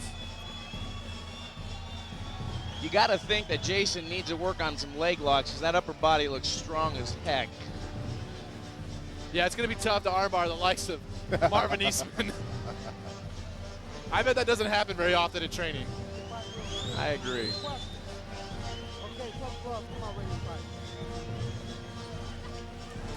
All right, our referee, Herb Dean, here at King of the Cage, Mortal Sin, presented by Rockstar Energy Drink, also Gunsafe.tv, as well as Hitmaster and Boys Pro Street Motorcycles, all helping make this event possible. Herb Dean getting ready to start them. The first of 3 5-minute rounds. Here we go, Jason Lambert, Marvin Eastman. Oh, both men going immediately to clinch. Eastman getting the takedown. Eastman starting early with those elbows. Lambert's got a big wow. cut. He got headbutted. I think they Lambert's headbutted. in trouble. Lambert's in trouble. Eastman with a big cut right now. Even getting a little bit of blood spray over here in the commentating booth. These are good seats. Heath? Yeah, Lambert's cut bad. Because it's not dripping in the eye, they're going to let it go, but they're going to watch it very closely. I really believe that cut on Jason Lambert came from the headbutt. They both shot in for the takedown at the same time. Yes, being joined here ringside with by Ted Williams, who got here just in time for the bloody affair at hand. Hey, this is awesome. Yeah, huge amount of blood sprayed on our commentating table, as well as us. Yeah, Jason Lambert's corner telling him he's got to work. Probably because the referee will probably, they're going to have to take a look at that cut most likely in the break. Oh, good 1-2 come in from Marvin. Yeah, I would have to say Lambert has the advantage standing up. But Jason, a great wrestler. Look at that. Whoa, good takedown. Really good reversal there from Marvin Eastman. And I would really expect him to look to go after that cut and make it even bigger. He's getting a mount position here in a second. Lambert holding him into half guard at this moment. Yeah, both men just showing a lot of heart early on, so they're kind of taking a little bit of a rest, I imagine. Now Marv has got to be hard to move in this position, being that he's a high-level wrestler, guys. Yeah, Lambert just holding tight right now. Keep the finger out the eye. Keep the finger out the eye. And Eastman trying to get some space, use that elbow, work that elbow in there. Oh, he got the space he needed. Put some pressure down on that neck, make it hard for him to breathe, and just generally irritate him, tire him out. A lot of times in these types of positions, the man on top, you'll be doing stuff, you're not necessarily going for a particular submission, you'll just try to make that guy a little miserable underneath you, help tire him out. Oh, this is not where Lambert wants to be. Oh, Eastman's right where he needs to be. Oh, good job. Good job by Lambert, covering up, coming up. Lambert looks frustrated, guys. Oh, well, he's bleeding. He's hurt. Look for a big takedown, possibly. Eastman firing off punches, elbows inside, dirty good boxing. knees. There you go. Good Nice knees by uppercut. Lambert. Lambert still got some fight in him. Yeah, Lambert has definitely regained his composure. Showing a lot of fortitude there is Jason Lambert. He got a huge cut right off the bat, took some damage, been in some bad positions, but has survived it here in the first round. Now, Jason's fought the likes of Marco Huas, so he's not intimidated at all, as you would think he might be cut and bloodied. Get off the fence. Baby, No, get off Lambert the fence. definitely, he's staying busy. And actually, it appears as if Eastman might have thought he was going to win the fight and gas out a little bit there in the beginning. So Eastman might be trying to recover from his earlier flurry. Well, Eastman is a highly trained athlete, and you can see how big and strong he is. But no matter how hard he trains and how much cardio he does, when you have that much muscle, that's a lot of muscle to feed oxygen to. Yeah, that's a lot of red blood cells. We'll find out if Eastman's been able to overcome that. Excellent fight so far. Absolutely. Both been breaking off right now, circling. Breathing heavy, guys. Whoa, big exchange there. Las Vegas' own Marvin Eastman doing a good job standing up. And the takedown. Good double leg. Nice double. Lambert Marvin just Eastman- walked right into that one. Marvin is doing everything he needs to do to make this fight happen for him.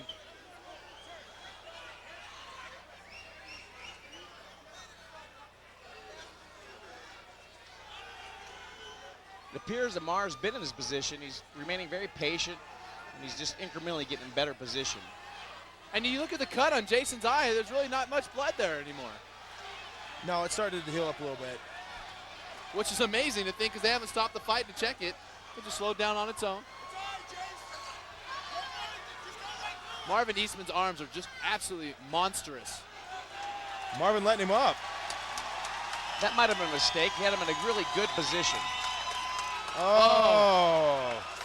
Once again, touching on what we talked about, You need to introduce those low kicks with a punch of some sort. I'm very surprised Marvin didn't capitalize and make use of that. He had his leg, could have really done a lot of damage right there. Lambert really doing a good job surviving this first round. Nice. Throwing big punches in this first round. Wow. What a great flurry at finish. the end. Great first round action here.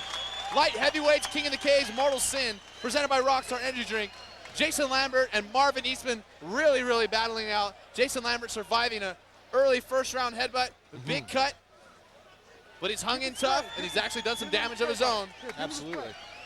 Yeah, that's a tough round to call on that one. It looked like Marv was the aggressor, obviously. He cut him.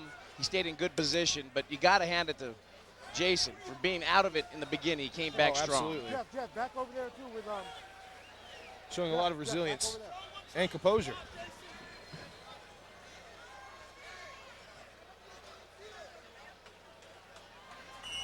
All right, out. Well, the doctor's judging that the cut's not bad enough to stop the fight, which is great. Jason, out of here, out of the ring. Well, they had a lot of blood to clean up in there, and everybody's Absolutely. rushing just to get started here. The crew here at King of Cage is doing an excellent job of getting the ring ready. All sanitized and ready to rock and roll. Well, with all that action we saw in the first round, Ted Williams, Heath Herring, we got another round coming up. Jason Absolutely. Lambert, Marvin Eastman. So the fireworks begin. Lambert coming out with a good front kick. Both men swinging for the fences there. At this point, it's already a battle of attrition, only seconds into the second round. Looking for a body lock, maybe even a lift from Lambert here. Who wants it more is what it comes down to this type of position. Both these guys are great wrestlers, have achievements in that sport. Yeah, he's been doing a good job of defending right here.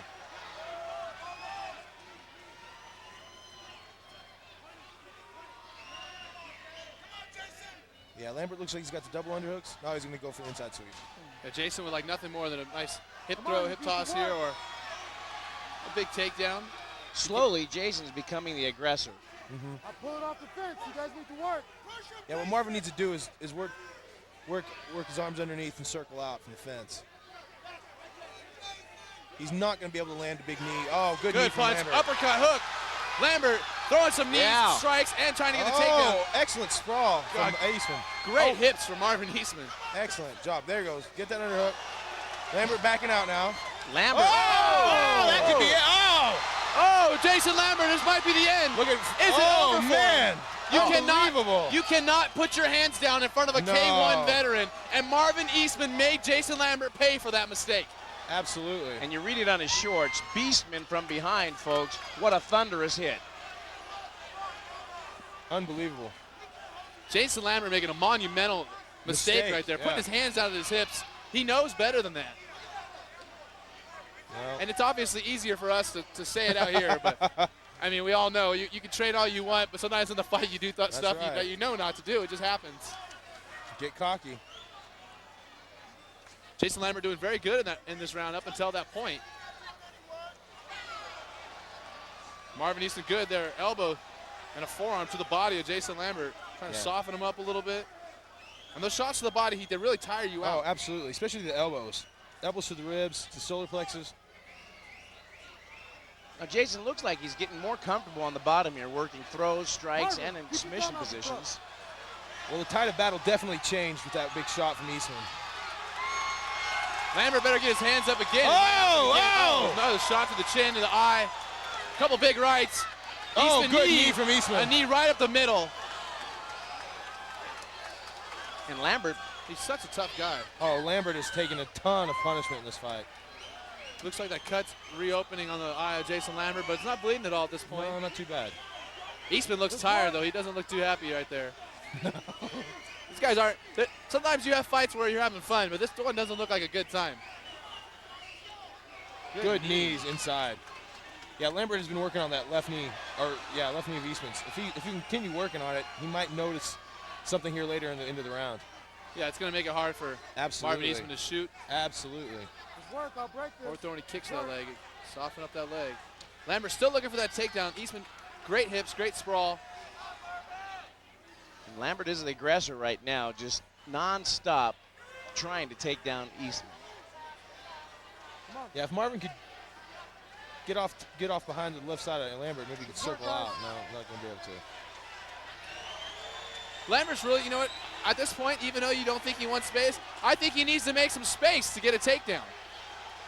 Yeah. This clinch up against the fence not working for him. No. Eastman's too strong. He's a state champion wrestler. He knows his position too well. Absolutely. Got to get caught in exchange, get him focusing on his feet so he can take him down. Exactly what I was going to say, Ted. Good break. The way that Lambert's going to take down Eastman is when Eastman's charging with punches and kicks, and Jason Lambert's going to have to capitalize on Eastman being off balance.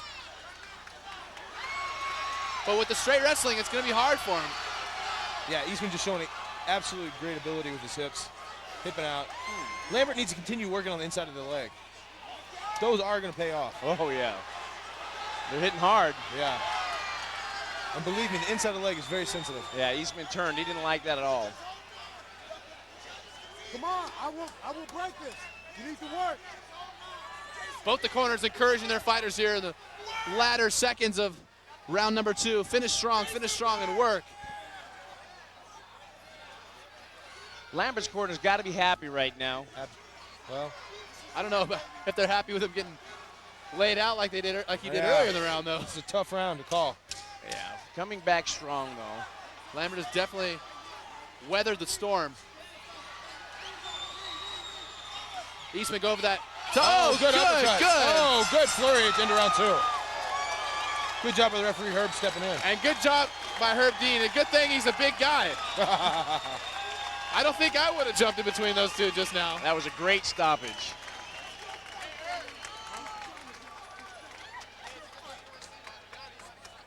I know.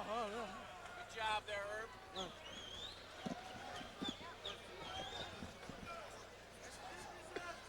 Marvin Eastman, Jason Lambert fighting tooth and nail to the very last second until Herb Dean actually had to separate them. We're going to see a replay from this second round as we take a look at Jason Lambert recouping. Here we are. Now here's Jason dropping his hands. Knockdown. Boom. Straight right on the jaw. Lambert sat on his butt for saying, whoa. Man. Jason's really lucky to recover from that one. Go, get out of here. I've seen fights in from a lot less. Come on. Great job by both these fighters. True warriors in the sport of mixed martial arts. Absolutely. No. I got it. Get out of here. Go. A lot of stars of our sport here on hand enjoying this light heavyweight bout. Both these guys are just absolute studs tonight. ready. Come on. And here we go, round 3. Good 1-2 there from Marvin Eastman. Lambert's hands are still relatively low. Yeah, I'm surprised actually that Marvin's not throwing more. Good inside elbow. Kind of swiped away at him. Oh, Lambert almost getting the takedown. Get off the fence. You do it again, I'm going to take a point.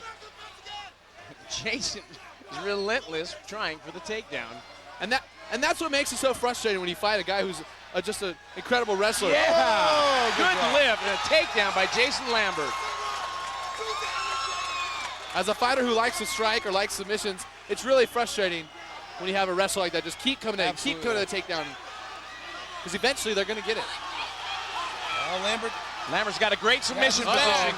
He might have it. Rear naked choke. Oh, he's got his back. How amazing would it be if he's able to finish it from this position? He looks like he's tight. He's falling out the side. No. Oh, Eastman. Marvin Eastman. Surviving. Oh, good knee. He is trained by John Lewis. He's very well versed in submissions. He stayed calm in that rear naked choke. Absolutely. Incredible job by Marvin Eastman to escape. Eastman needs to circle off to the right here. Showed just a lot of flexibility getting yes. out of a submission position. There we go. Great light heavyweight bout. Yeah, I'm surprised Eastman doesn't break off here and start throwing punches. He might be too tired to let go. Very possible. These guys are leaving nothing out there in the ring.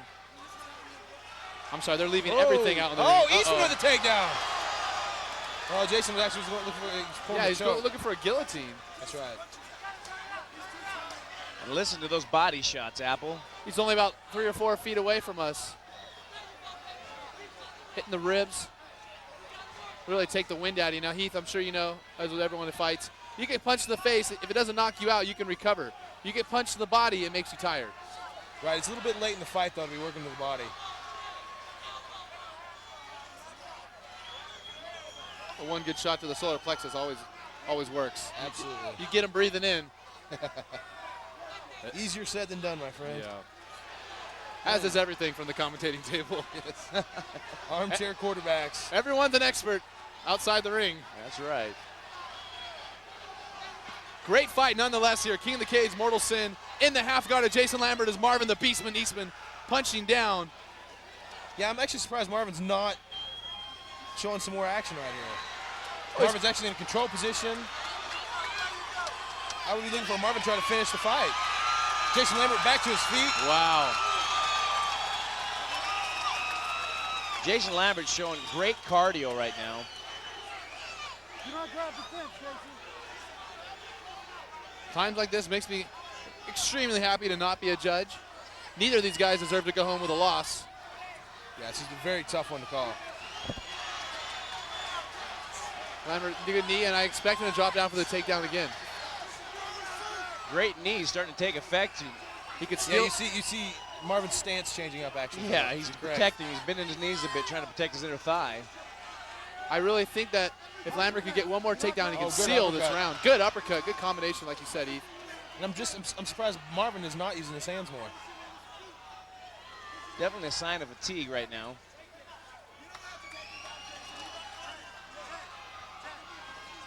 And neither fighter able to You need to work. get the advantage. I'll break this.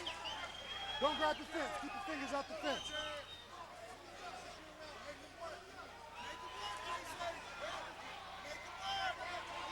I'll break this. Just taking this fight in. I'll break this. Pretty much all three of us are in awe. Ted Williams, Heath Perry, and Eric Apple here at King of the Cage, Mortal Sin, Prim, Nevada, watching these two warriors battle out in the waning moments of our third and final round. And what a treat for the folks back home. What a fight. Absolutely. Fight. Good call by Herb Dean, restarting the fighters. Let's see if we see some fireworks right here. Jason Lambert going for broke. Oh, Eastman trying for the knockout. Good knee in the clinch, though. Jason Lambert throwing the tie clinch of his own. Big elbow, showing the tie influence that Marvin Eastman has. Jason Lambert with his hands down again. This could be what Marvin's wanting. He's looking for a big home run hit here. He looks like he's playing dead for a second. Playing possum. Playing possum for sure. We've seen guys do it before. Oh, kick. Oh! I think he just got missed. him. Lambert Here it is, the slipping. end of the fight. It's too late. Oh! That's it. Marvin Eastman and Jason Lambert battling out till the very, very end. Excellent, excellent. They left nothing behind. Nothing behind. They left it all in the ring. Great fight. Wow. Crowd should be To be a judge on that fight has got to be hard. Not. Let's take a look at some of the highlights from that round. And it's amazing. Look at Jason Lambert. That cut isn't bleeding anymore, and it bled like crazy earlier. Huge overhand right missing by Jason Lambert. And Eastman coming with a 1-2 landing. Lambert, though, firing back, continuing to fire back and come in. Eastman throwing punches from every direction, hooks, straights, uppercuts. Yeah, I was real impressed with Lambert's chin in this fight. He got rocked several times, and he was able to come back and fight. Very, very tough guy.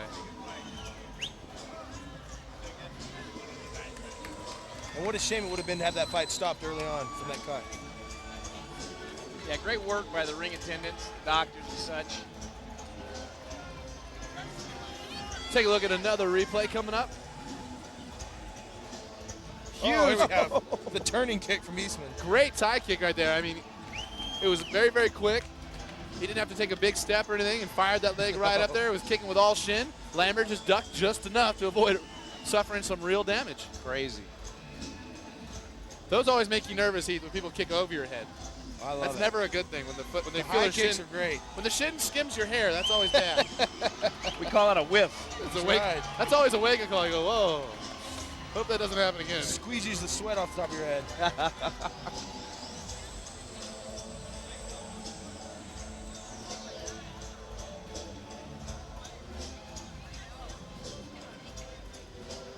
And our Nevada State Athletic Commission judges tallying up their score. For those of you not familiar with the way they score on grappling, they score on striking and aggression or ring generalship. So 3 different bases for our scoring. Still waiting to hear from our judges. All right, for our official decision, let's send it to the Iron Man, Ladies and Tyson Johnson. I gentlemen, can't wait for after this 3 one. exciting rounds, Judge John shortly scores about 28-29. Judge Marcos Rosales judges about 29-28. And Judge Lester Griffin judges this bout 29-28 for your winner by split decision, Jason Lambert. Wow. Crowd is happy with that decision. Wow. So I have to say that the aggression and the grappling won rounds 2 and 3 for Jason Lambert. He definitely, I'd say, lost the first round. It was a split decision. One referee thought that Marvin won the first and second rounds. What a way to come back after being knocked down twice. Absolutely, yeah. Wow. That was a great fight all the way around. Great fight. Incredible action. Jason Lambert overcoming that huge cut from the headbutt. And it's so disheartening when you get a big cut like that. The first thing in a fight, you're like, wow, how am I going to last 15 more minutes with a slugger like this? I already got a big hole in my head. I know that feeling well, unfortunately. Would you care to elaborate on any of those stories? Would I care to elaborate on any of my bleeding stories? No, not really.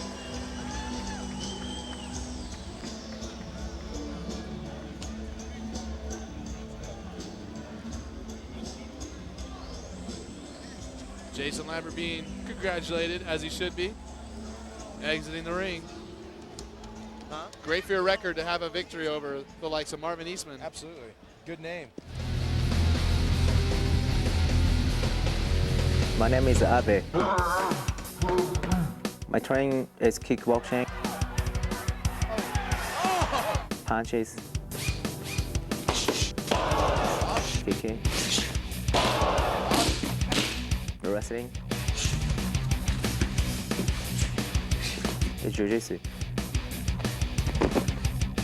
I love watching this guy fight because he brings it with so much enthusiasm and energy every single time that he fights. Yeah, I like a cage fight. Here we go, round 1. It's a more exciting. He gets in there and he wants to do damage. Yeah, exciting fight. What's going on right here? Whoa! The kid is tough. There's no question in my mind. He can walk into any arena and do some serious damage. Uriah Faber! Oh, he's a good guy. Oh, huge overhand right here. Me? Bad guy. Coming all the way from Japan, no one is as determined to win as Abe. So it's going to be an exciting match.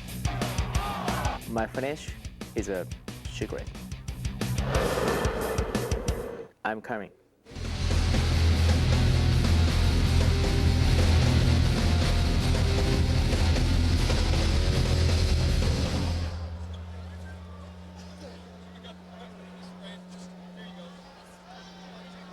Ladies and gentlemen, this bout is for the King of the Cage Bantamweight Championship of the World. First, the challenger out of the blue corner. He stands 5 feet, 6 inches tall, and weighed in at 145 pounds. He has a mixed martial arts record of 9 wins, 6 defeats, and 2 draws. Ladies and gentlemen, please welcome Hiroyuki Abe.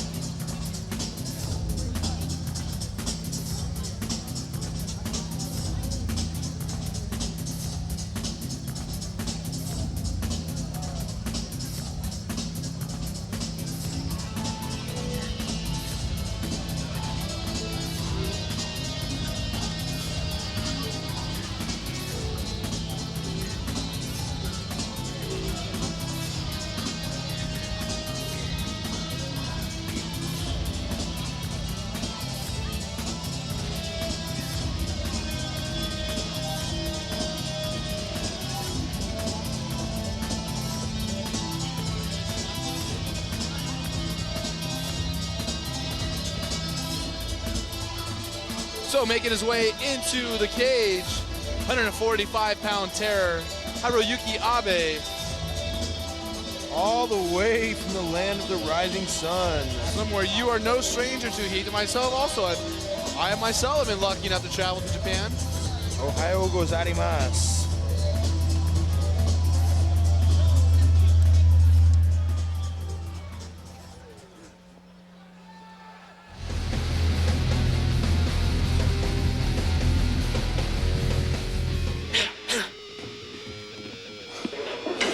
My name is Uriah Faber. I'm the 145-pound King of the Cage champ. At 145 pounds, Uriah Faber is the most ferocious fighter pound for pound in the world today. I wrestled UC Davis for 5 years. I was the all-time win leader there. I was national runner-up for freestyle for University Nationals and competed in the NCAAs twice. My strength is my conditioning and my wrestling skill. I feel like I have a natural feel for fighting. I attack, I'm constantly on the attack. I like to slam people. Uriah Faber looking to end this quick. Going up high. I like to be successful in everything I do, and right now I'm passionate about fighting and I'm passionate about training, and I love what I do. I'm really aggressive. I've been working my hands. Oh, I'm always up for the challenge. I've said it before, there's not many people that train like I do.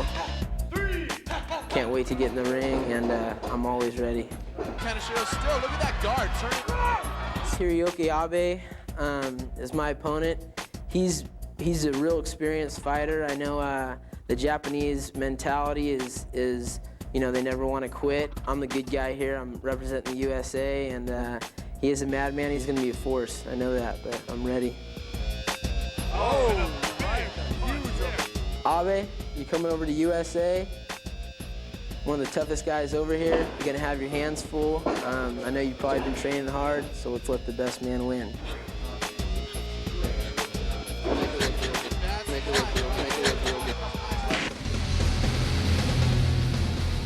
And now, out of the red corner, this fighter stands 5 feet, 6 inches tall and weighing in at 145 pounds. He has an undefeated record of 7 wins and 0 defeats. Ladies and gentlemen, the king of the cage, bantamweight champion of the world, Uriah Faber.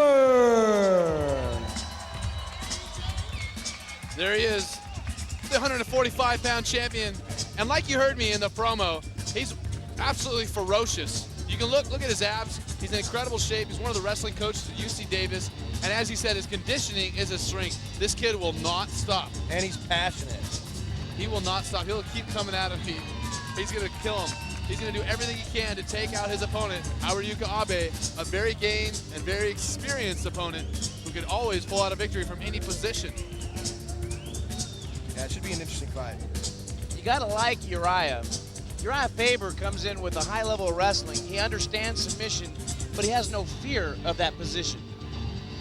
I think Uriah really has no fear of anybody in any position and anything anyone he can do at 145 pounds.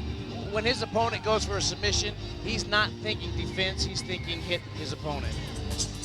Well, and Uriah, of course, has my 2 trainers in his corner, Ricardo Perez and Sergio Pena, so how can he lose? There you go. No, but having fought against a lot of Japanese, I do understand the mentality. It's a never say die mentality. These guys will not quit. Uriah's gonna have to put the hurt on him and put it on him quick.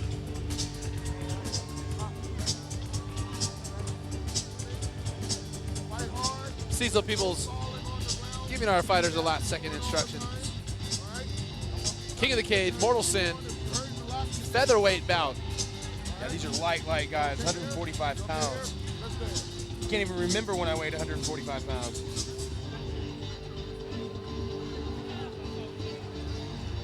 And this fight, our first of the night, that will be 5 5-minute rounds.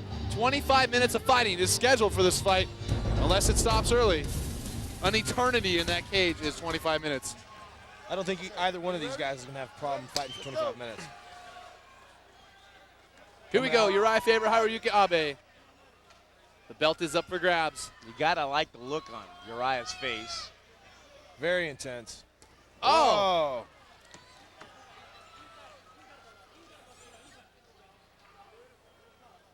Inside trip here. Look at Abe, so calm. Very relaxed, very relaxed. Which is very, very common for the Japanese Absolutely. fighters. They never get upset. Seems like the American guy comes out all hyped up and swinging for the fences, and the Japanese are always so calm. Guys, let's go. Like Hindu cows. Be very surprised if Abe takes down Uriah here. Well, Uriah very, very schooled in traditional American-style wrestling. But Abe might be trying something a little different than he's used to. A little unorthodox style takedowns and might be able to get him. Oh! Stay, don't move, don't move. Stay there, stay there, stay there, stay there. I don't know how the cage got open there. Ready, go.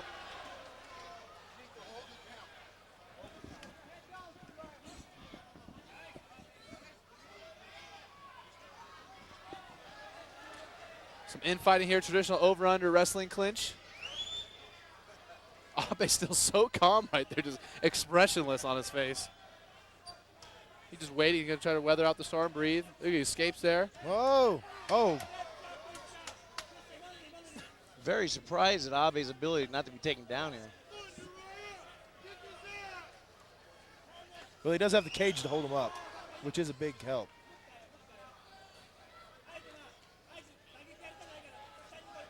I'm actually surprised at this point that Cecil Peoples hasn't separated these 2 fighters here in this clinch up against the fence. He's one of the, whoa, big overhand right from the clinch. Good job by Uriah Faber. Nice little flurry there. Once again, you see the face of Abe. Don't hold the cage. Not a care in the world, as it would seem. Marco Huas foot stomp.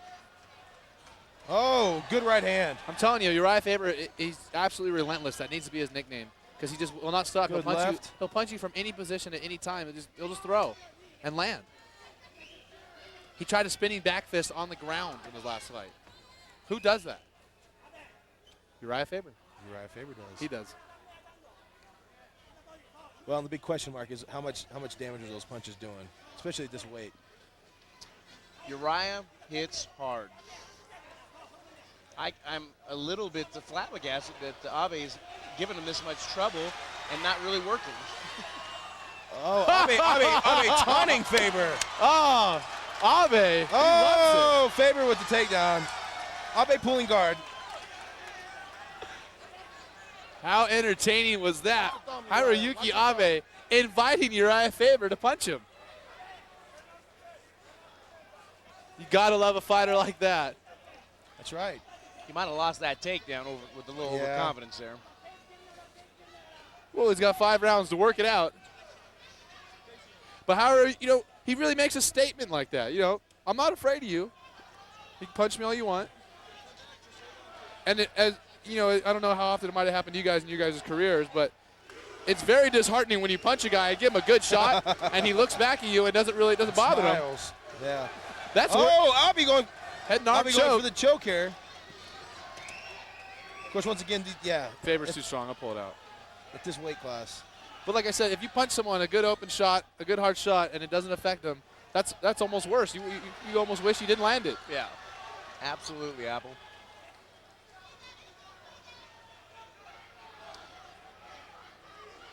Uriah Faber, the current Gladiator Challenge champ, has devoured his opponents all over Southern California. It just seems to be twice as strong, twice as of a heavy hitter as his opponents. Until now, he's just dismantled his opponents. Well, Abe doing a good job at limiting the offense of Uriah Faber. Yeah, Faber has not been able to mount any type of offense at all, actually. Big, strong guy is Faber, though, for this weight. Once again, you see the face of Abe. No expression. Expressionless.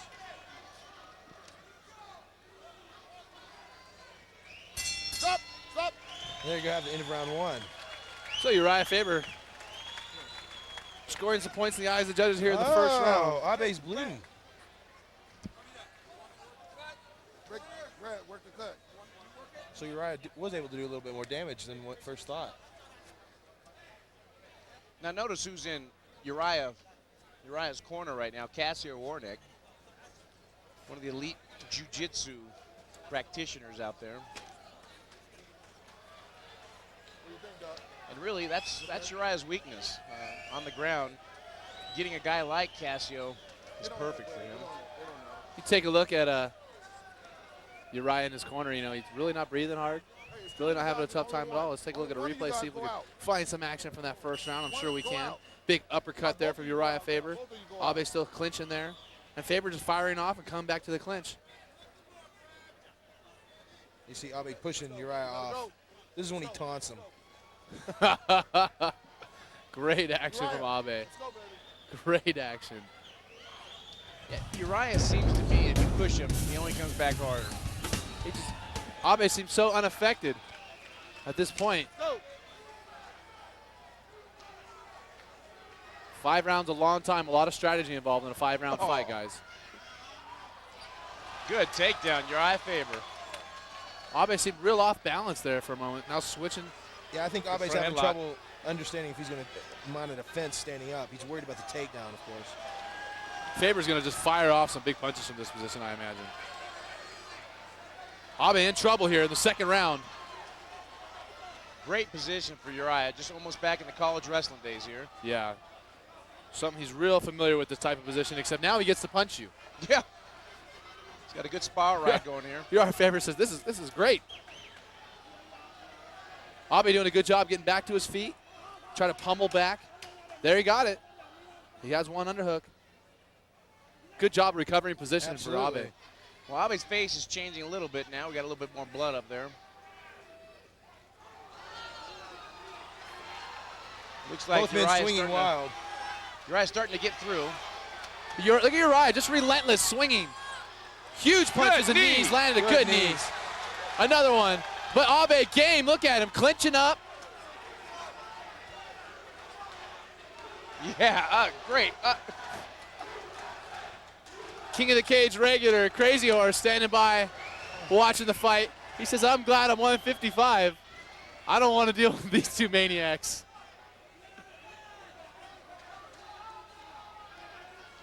Uriah's just picking up momentum as the fight goes on. Yeah, Uriah just seems to be biding his time, taking a breath, and then just unleashing a flurry on him. Let's go, guys. Abe is so loose and relaxed in the fight, though. He's going with the flow and everything. He is taking a limited amount of damage. He's taking a lot of punches. He's not showing as much damage as he has taken punches. Could it be Abe's game plan to try to tire out? Play a little rope-a-dope the first 2 rounds. Yeah, maybe. The next 3, hey, I'll give you the first 2. I'm going to get the last 3. Could be. That would be a mistake with Uriah. He's just in great shape. Yeah, Uriah Faber's nice he's not the kind of guy you want to give a round to, let alone 2. But you never know. Ooh, going for the single. Weirder things have happened in the world of mixed martial arts. Gonna drop him here. Abe doing a good job maintaining his balance. Oh, doing an excellent good job. overhand right from Faber. Kind of change that up. Come on, guys. Come on. Come on. Let's go. Good forearm. Incredible athlete is Uriah Faber. Non-stop, pushing it. Good punches. Yeah. He could get stopped here. Wow, look at Abe. Abe out of the corner.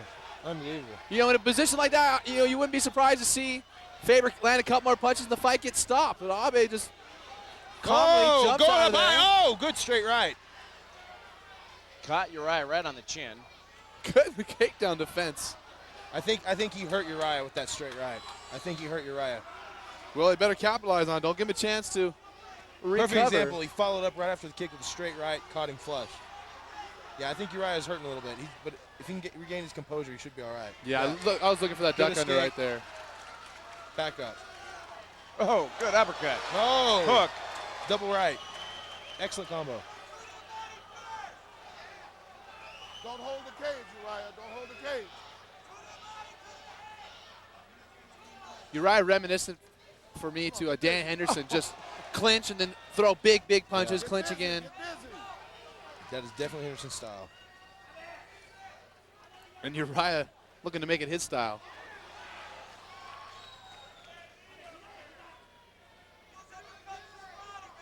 Still not able to put the nail in the coffin, though. Abe doing a great job surviving some havoc created by the hands and fists of Uriah Faber. Just throwing. Look at another fast knee. elbow.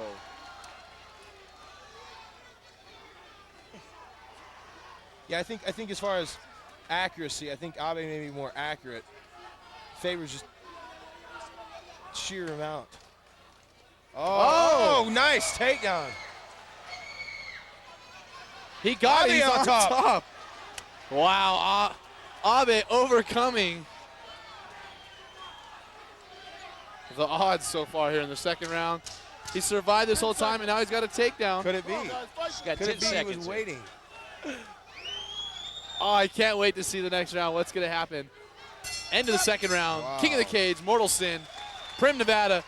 Uriah waited a second to get up. Is he starting to tire? We've never seen him tire before, Ted. Could this be the first time? Well, he did just get taken down. That had to be a little bit dissatisfying. Could this be the bonsai game plan of Abe? Take punishment first 2 rounds, then open up and go for it. Somebody, towel. Take a look at one of our beautiful King of the Cage ring girls, and we're going to take a look at a replay. Sorry to interrupt the girls, guys. And here we have Slugging just- it out. Just the sheer massive firepower that Faber's throwing in there. Abe does a really good job at shucking and Absolutely. and ducking and slipping punches. You know, really not letting the full brunt force. Well, and that just shows you Faber's not actually putting a lot of accuracy behind it. He's just throwing. He's brawling. He's just throwing as much firepower as he can put in there. Uriah gave us a look just now, like, Jesus, I don't know what it's going to take. Also, I noticed Uriah was checking out his left hand. I don't know if he might have hurt his left hand from Yeah, one it's of a those big punches. possibility. Hit the top of the head, break your hand. Yeah, when you throw those big hooks, big overhand hooks like that, it's very, very common to hurt your hand, hurt your thumb. Both men going back to the clinch. Oh, fight off. Fight off. So much of this fight taking place in the clinch. Yeah, Faber likes to keep the fight close, you can tell. And how many guys really train this type of position? So many guys who fight, they train kickboxing, they train ground. Oh, Faber with a flurry. But once again, you see he was not able to capitalize on it. Nothing landed.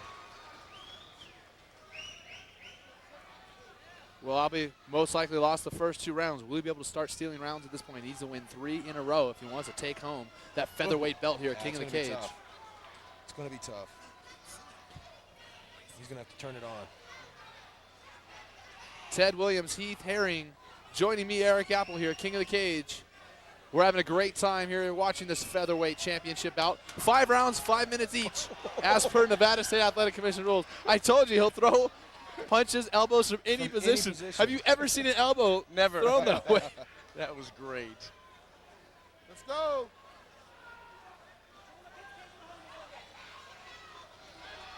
Oh, can we? Better watch some neck locks here. Both men kind of in a neutral position. Abe using that elbow to the kidneys.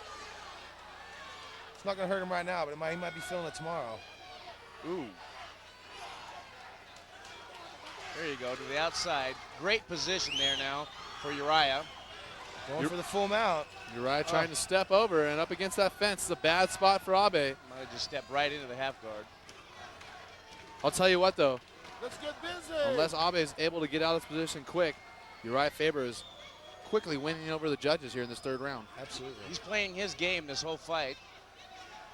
Staying the aggressor, great position, and just brawn. Oh, solid forearm.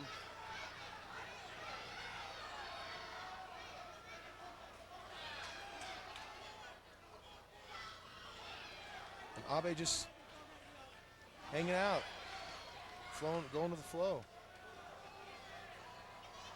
His face A lot is of bloodier blood. and bloodier. A lot of blood. Oh, that cut's big now. I think they got to stop it, let the doctor check it. Time, They didn't even stop. time. A lot of blood. Ready, right. You stay ready. I wouldn't be surprised if that's it for the fight. Uriah looked down and looked like Yeah, those elbows. That's one of the reasons I never have been a big proponent of elbows. Well, a lot of fights are stopped prematurely when the guy has a lot of fight left in him. Unfortunately. Oh, that's it. Get up, Uriah. Called the fight.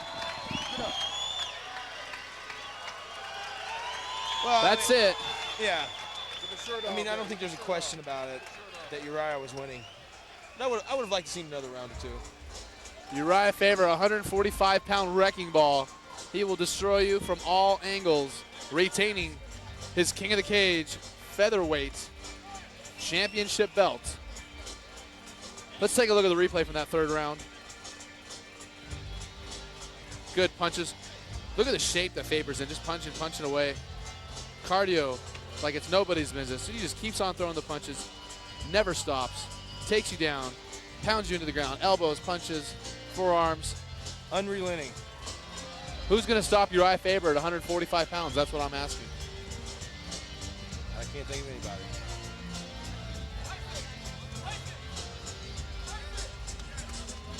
Hiroyuki Abe doing an incredible job, though. Absolutely. Ladies and gentlemen, don't forget there's one more fight left for tonight's event. Once again, there's still one more fight left for tonight's event.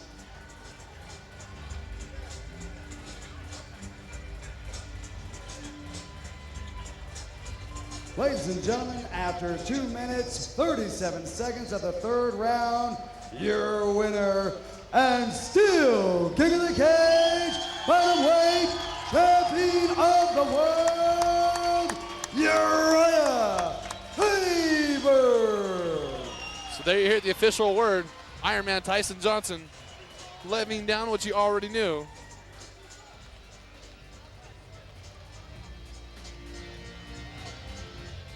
Uriah, like we said, unrelenting. He did his thing in there like he does all the time, but Abe lasted longer than most. And he frustrated Uriah the most. Yeah, just showing how tough the Japanese fighters really are.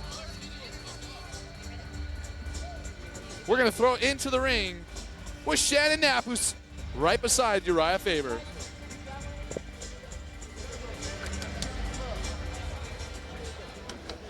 Congratulations, Uriah. You promised me a great fight full of action, and you absolutely delivered. Sure you weren't expecting a ref stoppage, but how do you feel about how the fight ended? I'm real happy with the way it ended. I mean, we were both going at it. It was an action-packed fight. You can't ask for anything more. Abe is a great competitor. I think he's about 35, and he's going in here strong. Commend him. He's a good fighter. I'd like to thank my sponsors real quick. Tap Out, thanks a lot. Dunmore Communities, you guys take care of me. Z Chiropractic and MD Massage, take care of my body so I can get in here and do this every couple months. Well, congratulations. We're going to see you back here again. Is there anybody you'd like to face off with in this cage? Just about everybody who's in the top 10 in the world. I'm ready to start taking them all out. Thanks again to Cassio Wernick, Capital City Fighting Alliance. My striking coach, Dave Marinobles, really bring me to another level. And the guys at Las Vegas Combat Club really helped me out. King of the Cage, doing great things, guys. We're growing here. You guys put on a great show, so expect big things. Okay, we'll see you back here to defend that title. Back to you, Eric. Thank you so much, Shannon. With our winner, Uriah Faber, 145-pound champion of King of the Cage and Gladiator Challenge. He is undefeated with a record of 8-0, and he looks unstoppable at the moment, Heath. And how could he lose with my two trainers in his corner? How could he? How could he? But we got one more fight to go tonight. Bobby, the Truth Hoffman, formerly known as the Bad Seed. And now he's the Truth. Now he's the Truth because he's refocused. The truth, the light, and the way. Is this a biblical change in Bobby Hoffman that we're seeing? Quite possibly. He's going to be facing off against another man who's revamped in a different way, Eric Pele. He's much more focused on cardio and his conditioning, and we're going to check out some videos to intro the next fight.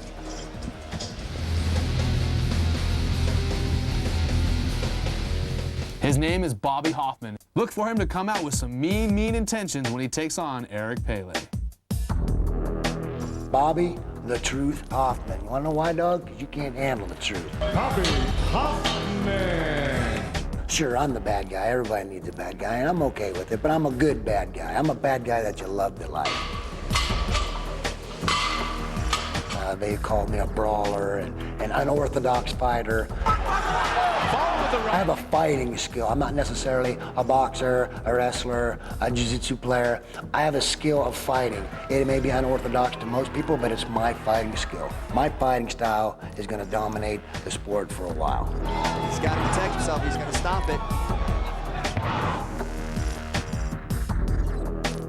Fighting skills are very important because skills do install discipline. I have a God-given ability with my physical being to perform what my brain asks it to do. I've never seen Eric Pele on his back, and I think the world will enjoy seeing me landing elbows on his head. This is my comeback, Mr. Pele. And I'm gonna apologize to you just a little bit early that you're standing in my way because you're a nice guy, man. And it really gonna hurt me to thump you and knock your big ass down on the mat. But right now, I'm on a comeback trail and I'm on a mission. And the only thing I can see is red. Bobby Hoffman gets the mount and starts going. That's a switch from wrestling right there. There you go. Oh, you see I'm telling you, Mr. Pele, you better strap up because I'm coming to Las Vegas and I'm shutting you down and you're gonna lay on the mat and bleed and they're gonna applaud me and I'm walking away with the belt. It's over! Bobby Hoffman smashing and pounding his way to the King of the Cage heavyweight title. I'm ready, I'm back, and I'm coming straight down the road right at you, Eric Pele.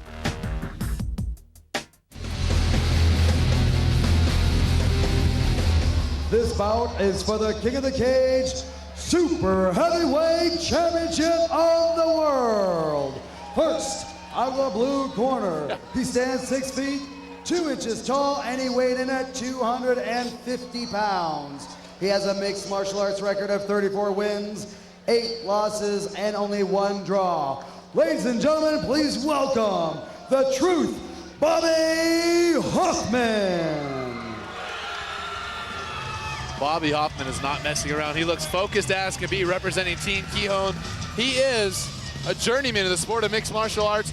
Fought all over the world. He used to fight back in rings, fought all over the world, fought here in King of the Cage many times, and he's back as a super heavyweight taking on Eric Pele from Las Vegas, Nevada. Now, like we said, Bobby Hoffman, formerly known as the Bad Seed. Now he wants to ditch that nickname. He wants to be known as the Truth. He's all about business this time, and he's very serious about taking this belt home. Well, right on his chest says Kehoe. That means basic. He's back to the basics, folks. Yeah, very, very tough gentleman. I can attest to that. I've actually faced Bobby Hoffman early in my career. Fought him in Hawaii, actually ripped his ligaments in his arm, and he didn't tap out. Now that was the same tournament he beat Pele in before, correct? I don't know, it was in Super Brawl. So I'm talking at least 6-7 years ago.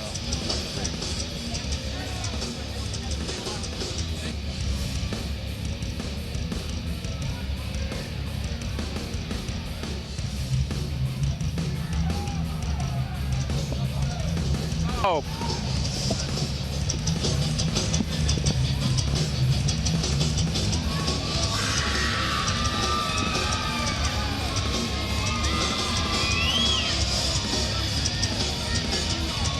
And Bobby coming in at 245 pounds, which is actually light for Bobby.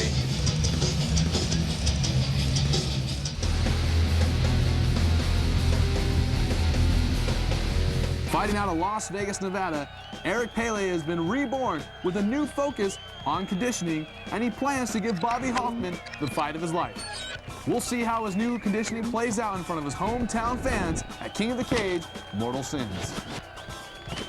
I started my fighting career here in Las Vegas with John Lewis, and I've been with him through around 5 years now. I'm definitely a competitor, and seeing this kind of competition really got me, got my blood going, and I wanted to do it. So the competitive side of me wants to do it, but I have other things in life, that keeps me happy. About 5 years ago, I got into tattooing. I was an artist my whole life, and I met a good friend that I showed some of my drawings to, and he said that he can help me put that on skin. So I thought it was a cool deal, so I went ahead and tried it out. The only thing else that I love most, like tattooing, is fighting.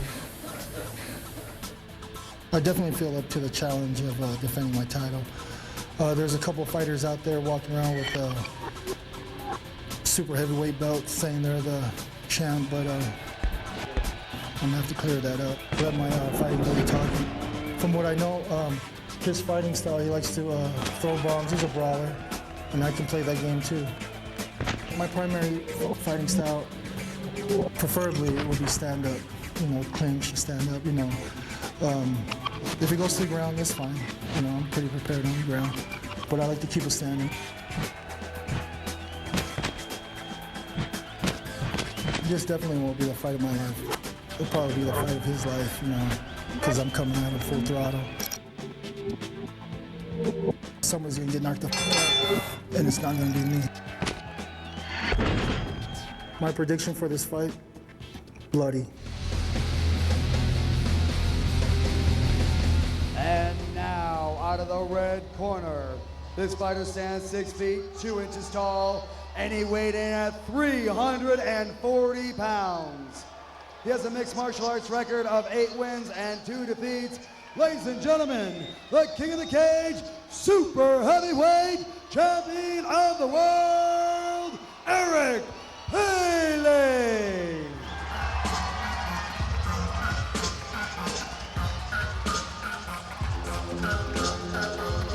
Well, Eric Pele is all business, representing Hitman Fight Gear here at King of the Cage, Mortal Sins. You heard the promos for both these fighters. Bobby Hoffman making some predictions. He said he's going to see Eric Pele on his back, getting punched and bleeding and losing a fight. Eric Pele says, I'm going to keep it standing. Someone's going to get knocked down, and it's not going to be me. These fighters have fought before. Bobby Hoffman was the victor. This is the rematch years later. Eric Pele, like I said, refocused on conditioning, on his cardio. He's out here to make an impression. Eric's actually lost a considerable amount of weight, isn't it? He has. But in the same time, so has Hoffman. He's still 100 pounds heavier than him. That's true. Well, actually what I was trying to touch on, I think if Eric's lost, what is it, 60 pounds? His cardio's got to be much better right now. Cardio's got to be much better. You see Joe Stevenson, Mark Lehman in his corner. Eric Pele lives very close here, Las Vegas, Nevada. Works out a Hart and Huntington tattoo shop there. A lot of fans out here, showing up to support their boy. Samoan and proud is Eric Pele. They call him Big E, and they have good reason to. Our main event here, King of the Cage, Mortal Sin. Don't forget, June 9th, get to know our ring girls better on the King of the Cage Ring Girls Uncensored, coming to pay-per-view on June 9th once again. Also, for all the latest news, info, and events in the world of mixed martial arts, check out kingofthecage.com. Also, don't forget to check out gunsafe.tv as well as impacttrainingsystems.com for the Hitmaster. Here we go, referee Herb Dean. This is our main event. 5 rounds, 5 minutes each, super heavyweight title of King of the Cage. Here we go. Oh, Eric throwing big bombs early on. Ooh, that 100-pound difference. Oh, yeah. And it is a difference, believe me. That is an immense weight difference. How do you get a guy 100 pounds bigger than you off of you?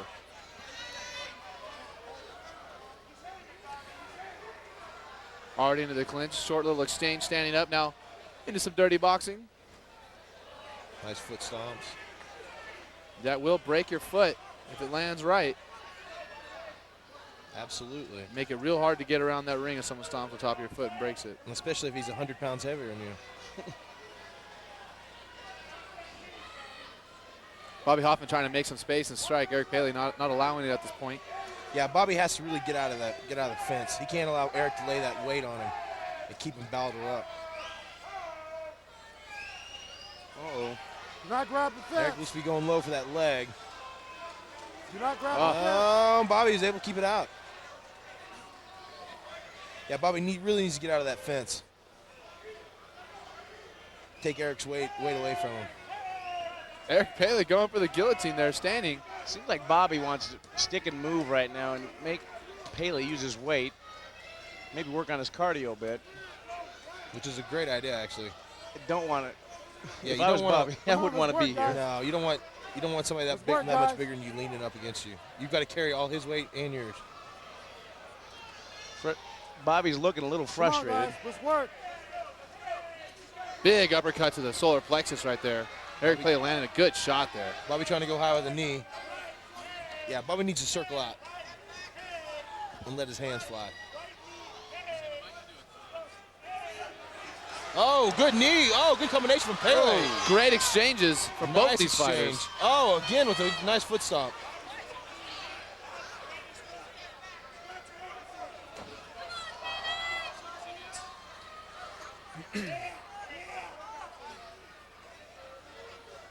And neither fighter able to get an upper. Oh, good knee. Let Bobby coming right up the middle. And that's what Bobby's got to do. The knee was right there. I don't know if it really had that much impact. It got to the chin. I don't know if he really went through it very hard. But Eric Pele's chin was pretty high. Good uppercut by Bobby. As I was going to say in the last fight, a lot of fighters train stand-up, a lot of fighters train ground, but it's really important to train the clinch and how to box in the clinch, how to get takedowns from this position. Yeah, it's a very difficult position to be in. And it's extremely tiring. Your entire body is tensed up because you don't want to get taken down. We have a nice little flurry go. Now, this is not where Bobby wants to be, with Eric's weight resting on him. Bobby employing the foot strikes now. Don't grab the shorts. Don't grab the shorts. I would be surprised if Herb Dean separates the fighters right here. Uh-oh. Yeah, Bobby needs to get out of the fence. Oh. It's a lot of weight on that neck. Get some hand control before he shucks him down here. Even thinking about tapping. Is he thinking about tapping? No. He's just protecting himself. Yeah, he just got his hands up, protected from the knees. Bobby Hoffman's in dire straits in that position of taking some big knees. He needs to get out of there. There you go. Yeah, Bobby needs to shuck that arm up and circle out to the left. Now Bobby Hoffman has double underhooks, but what can he do with it against this guy? Not much. He needs to push out and fight. He needs to make some space. Eric Paley really not letting him get away. Oof. There, nice overhand right by Bobby. Landed. Oh!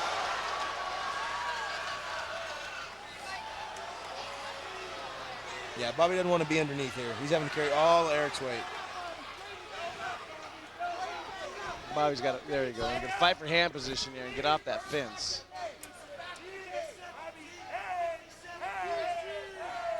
Eric Paley doing a good job, really not having any problems with conditioning at this point here in the first round. Comes it knee. Well, he's let Hoffman carry his weight for him half the round. Ooh. Hoffman needs to break off Heavy and throw punches. Good shot. Oh, nice uppercut. Land.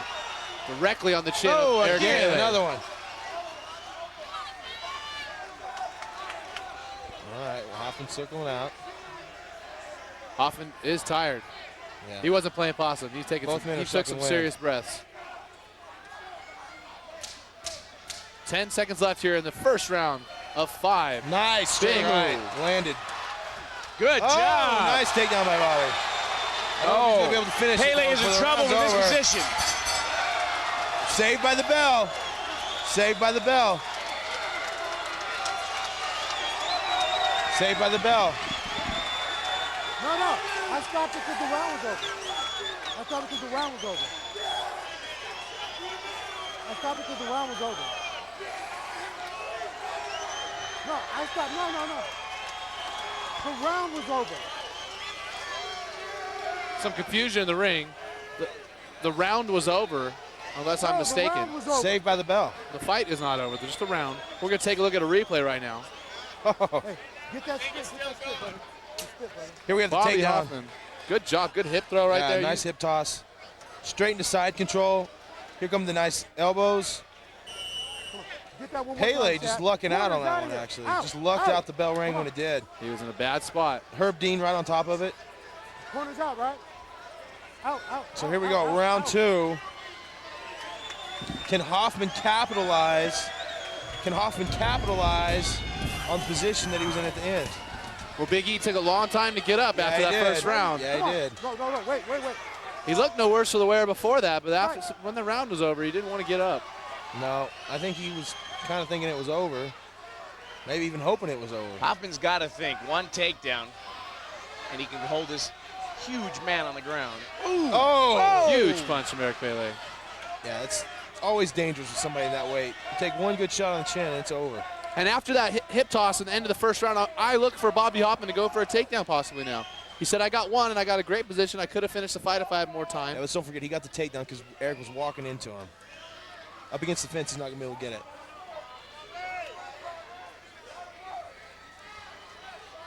Bobby's starting to look a little more confident.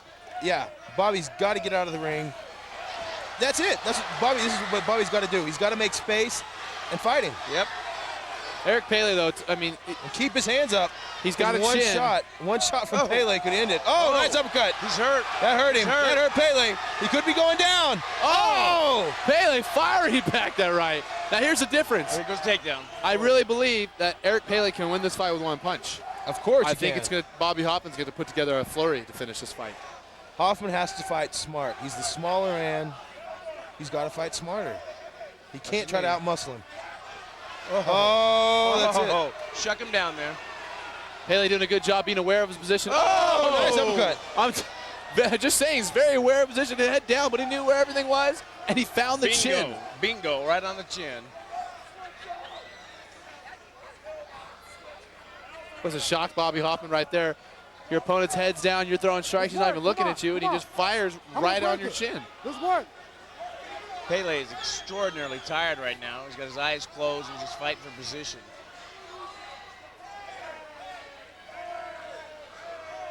It's a lot of weight to be moving Bobby's around. got a great opportunity here. Just, again. Oh, big good. right. Oh, that's it. Pele.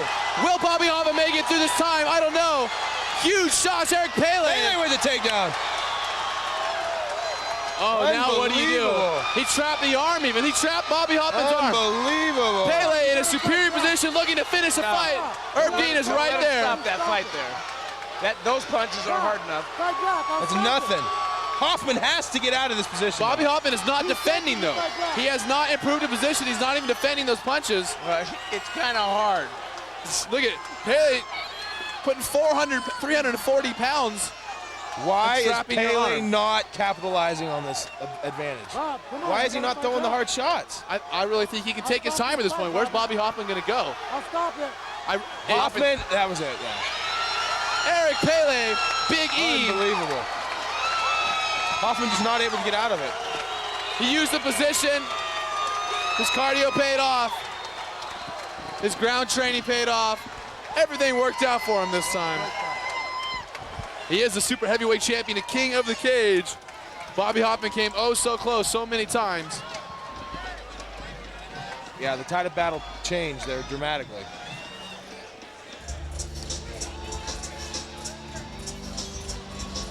Let's check out that replay of the end. Here we have Eric getting some big, big shots on Bobby. Bobby getting rocked, walking back. Eric getting the nice little leg sweep, taking him down. And here you see Pele showing some intelligence, pinning the arm of Bobby down and throwing in the shots. I just don't understand why he didn't throw him harder. I don't think he had anything left in the gas tank. So close. Kind of an awkward situation right there for the referee. I mean, the shots obviously were not damaging, but well, they certainly weren't helping the face of Bobby Hoffman. No, but he didn't open him up with a cut or anything. But like I said in the fight we saw earlier tonight, he wasn't defending himself, and basically it was a hopeless position. He wasn't going to go anywhere. No, he wasn't getting out of that.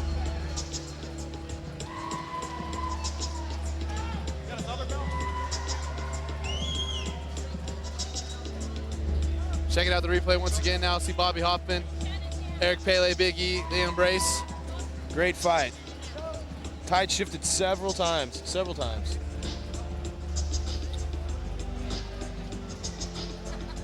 All right, for our official announcement, let's throw it into the ring to Iron Man Tyson Johnson. And now, ladies and gentlemen, after 2 minutes, 55 seconds of the second round, your winner, and still the king of the cage, super heavyweight champion of the world, Eric Pele.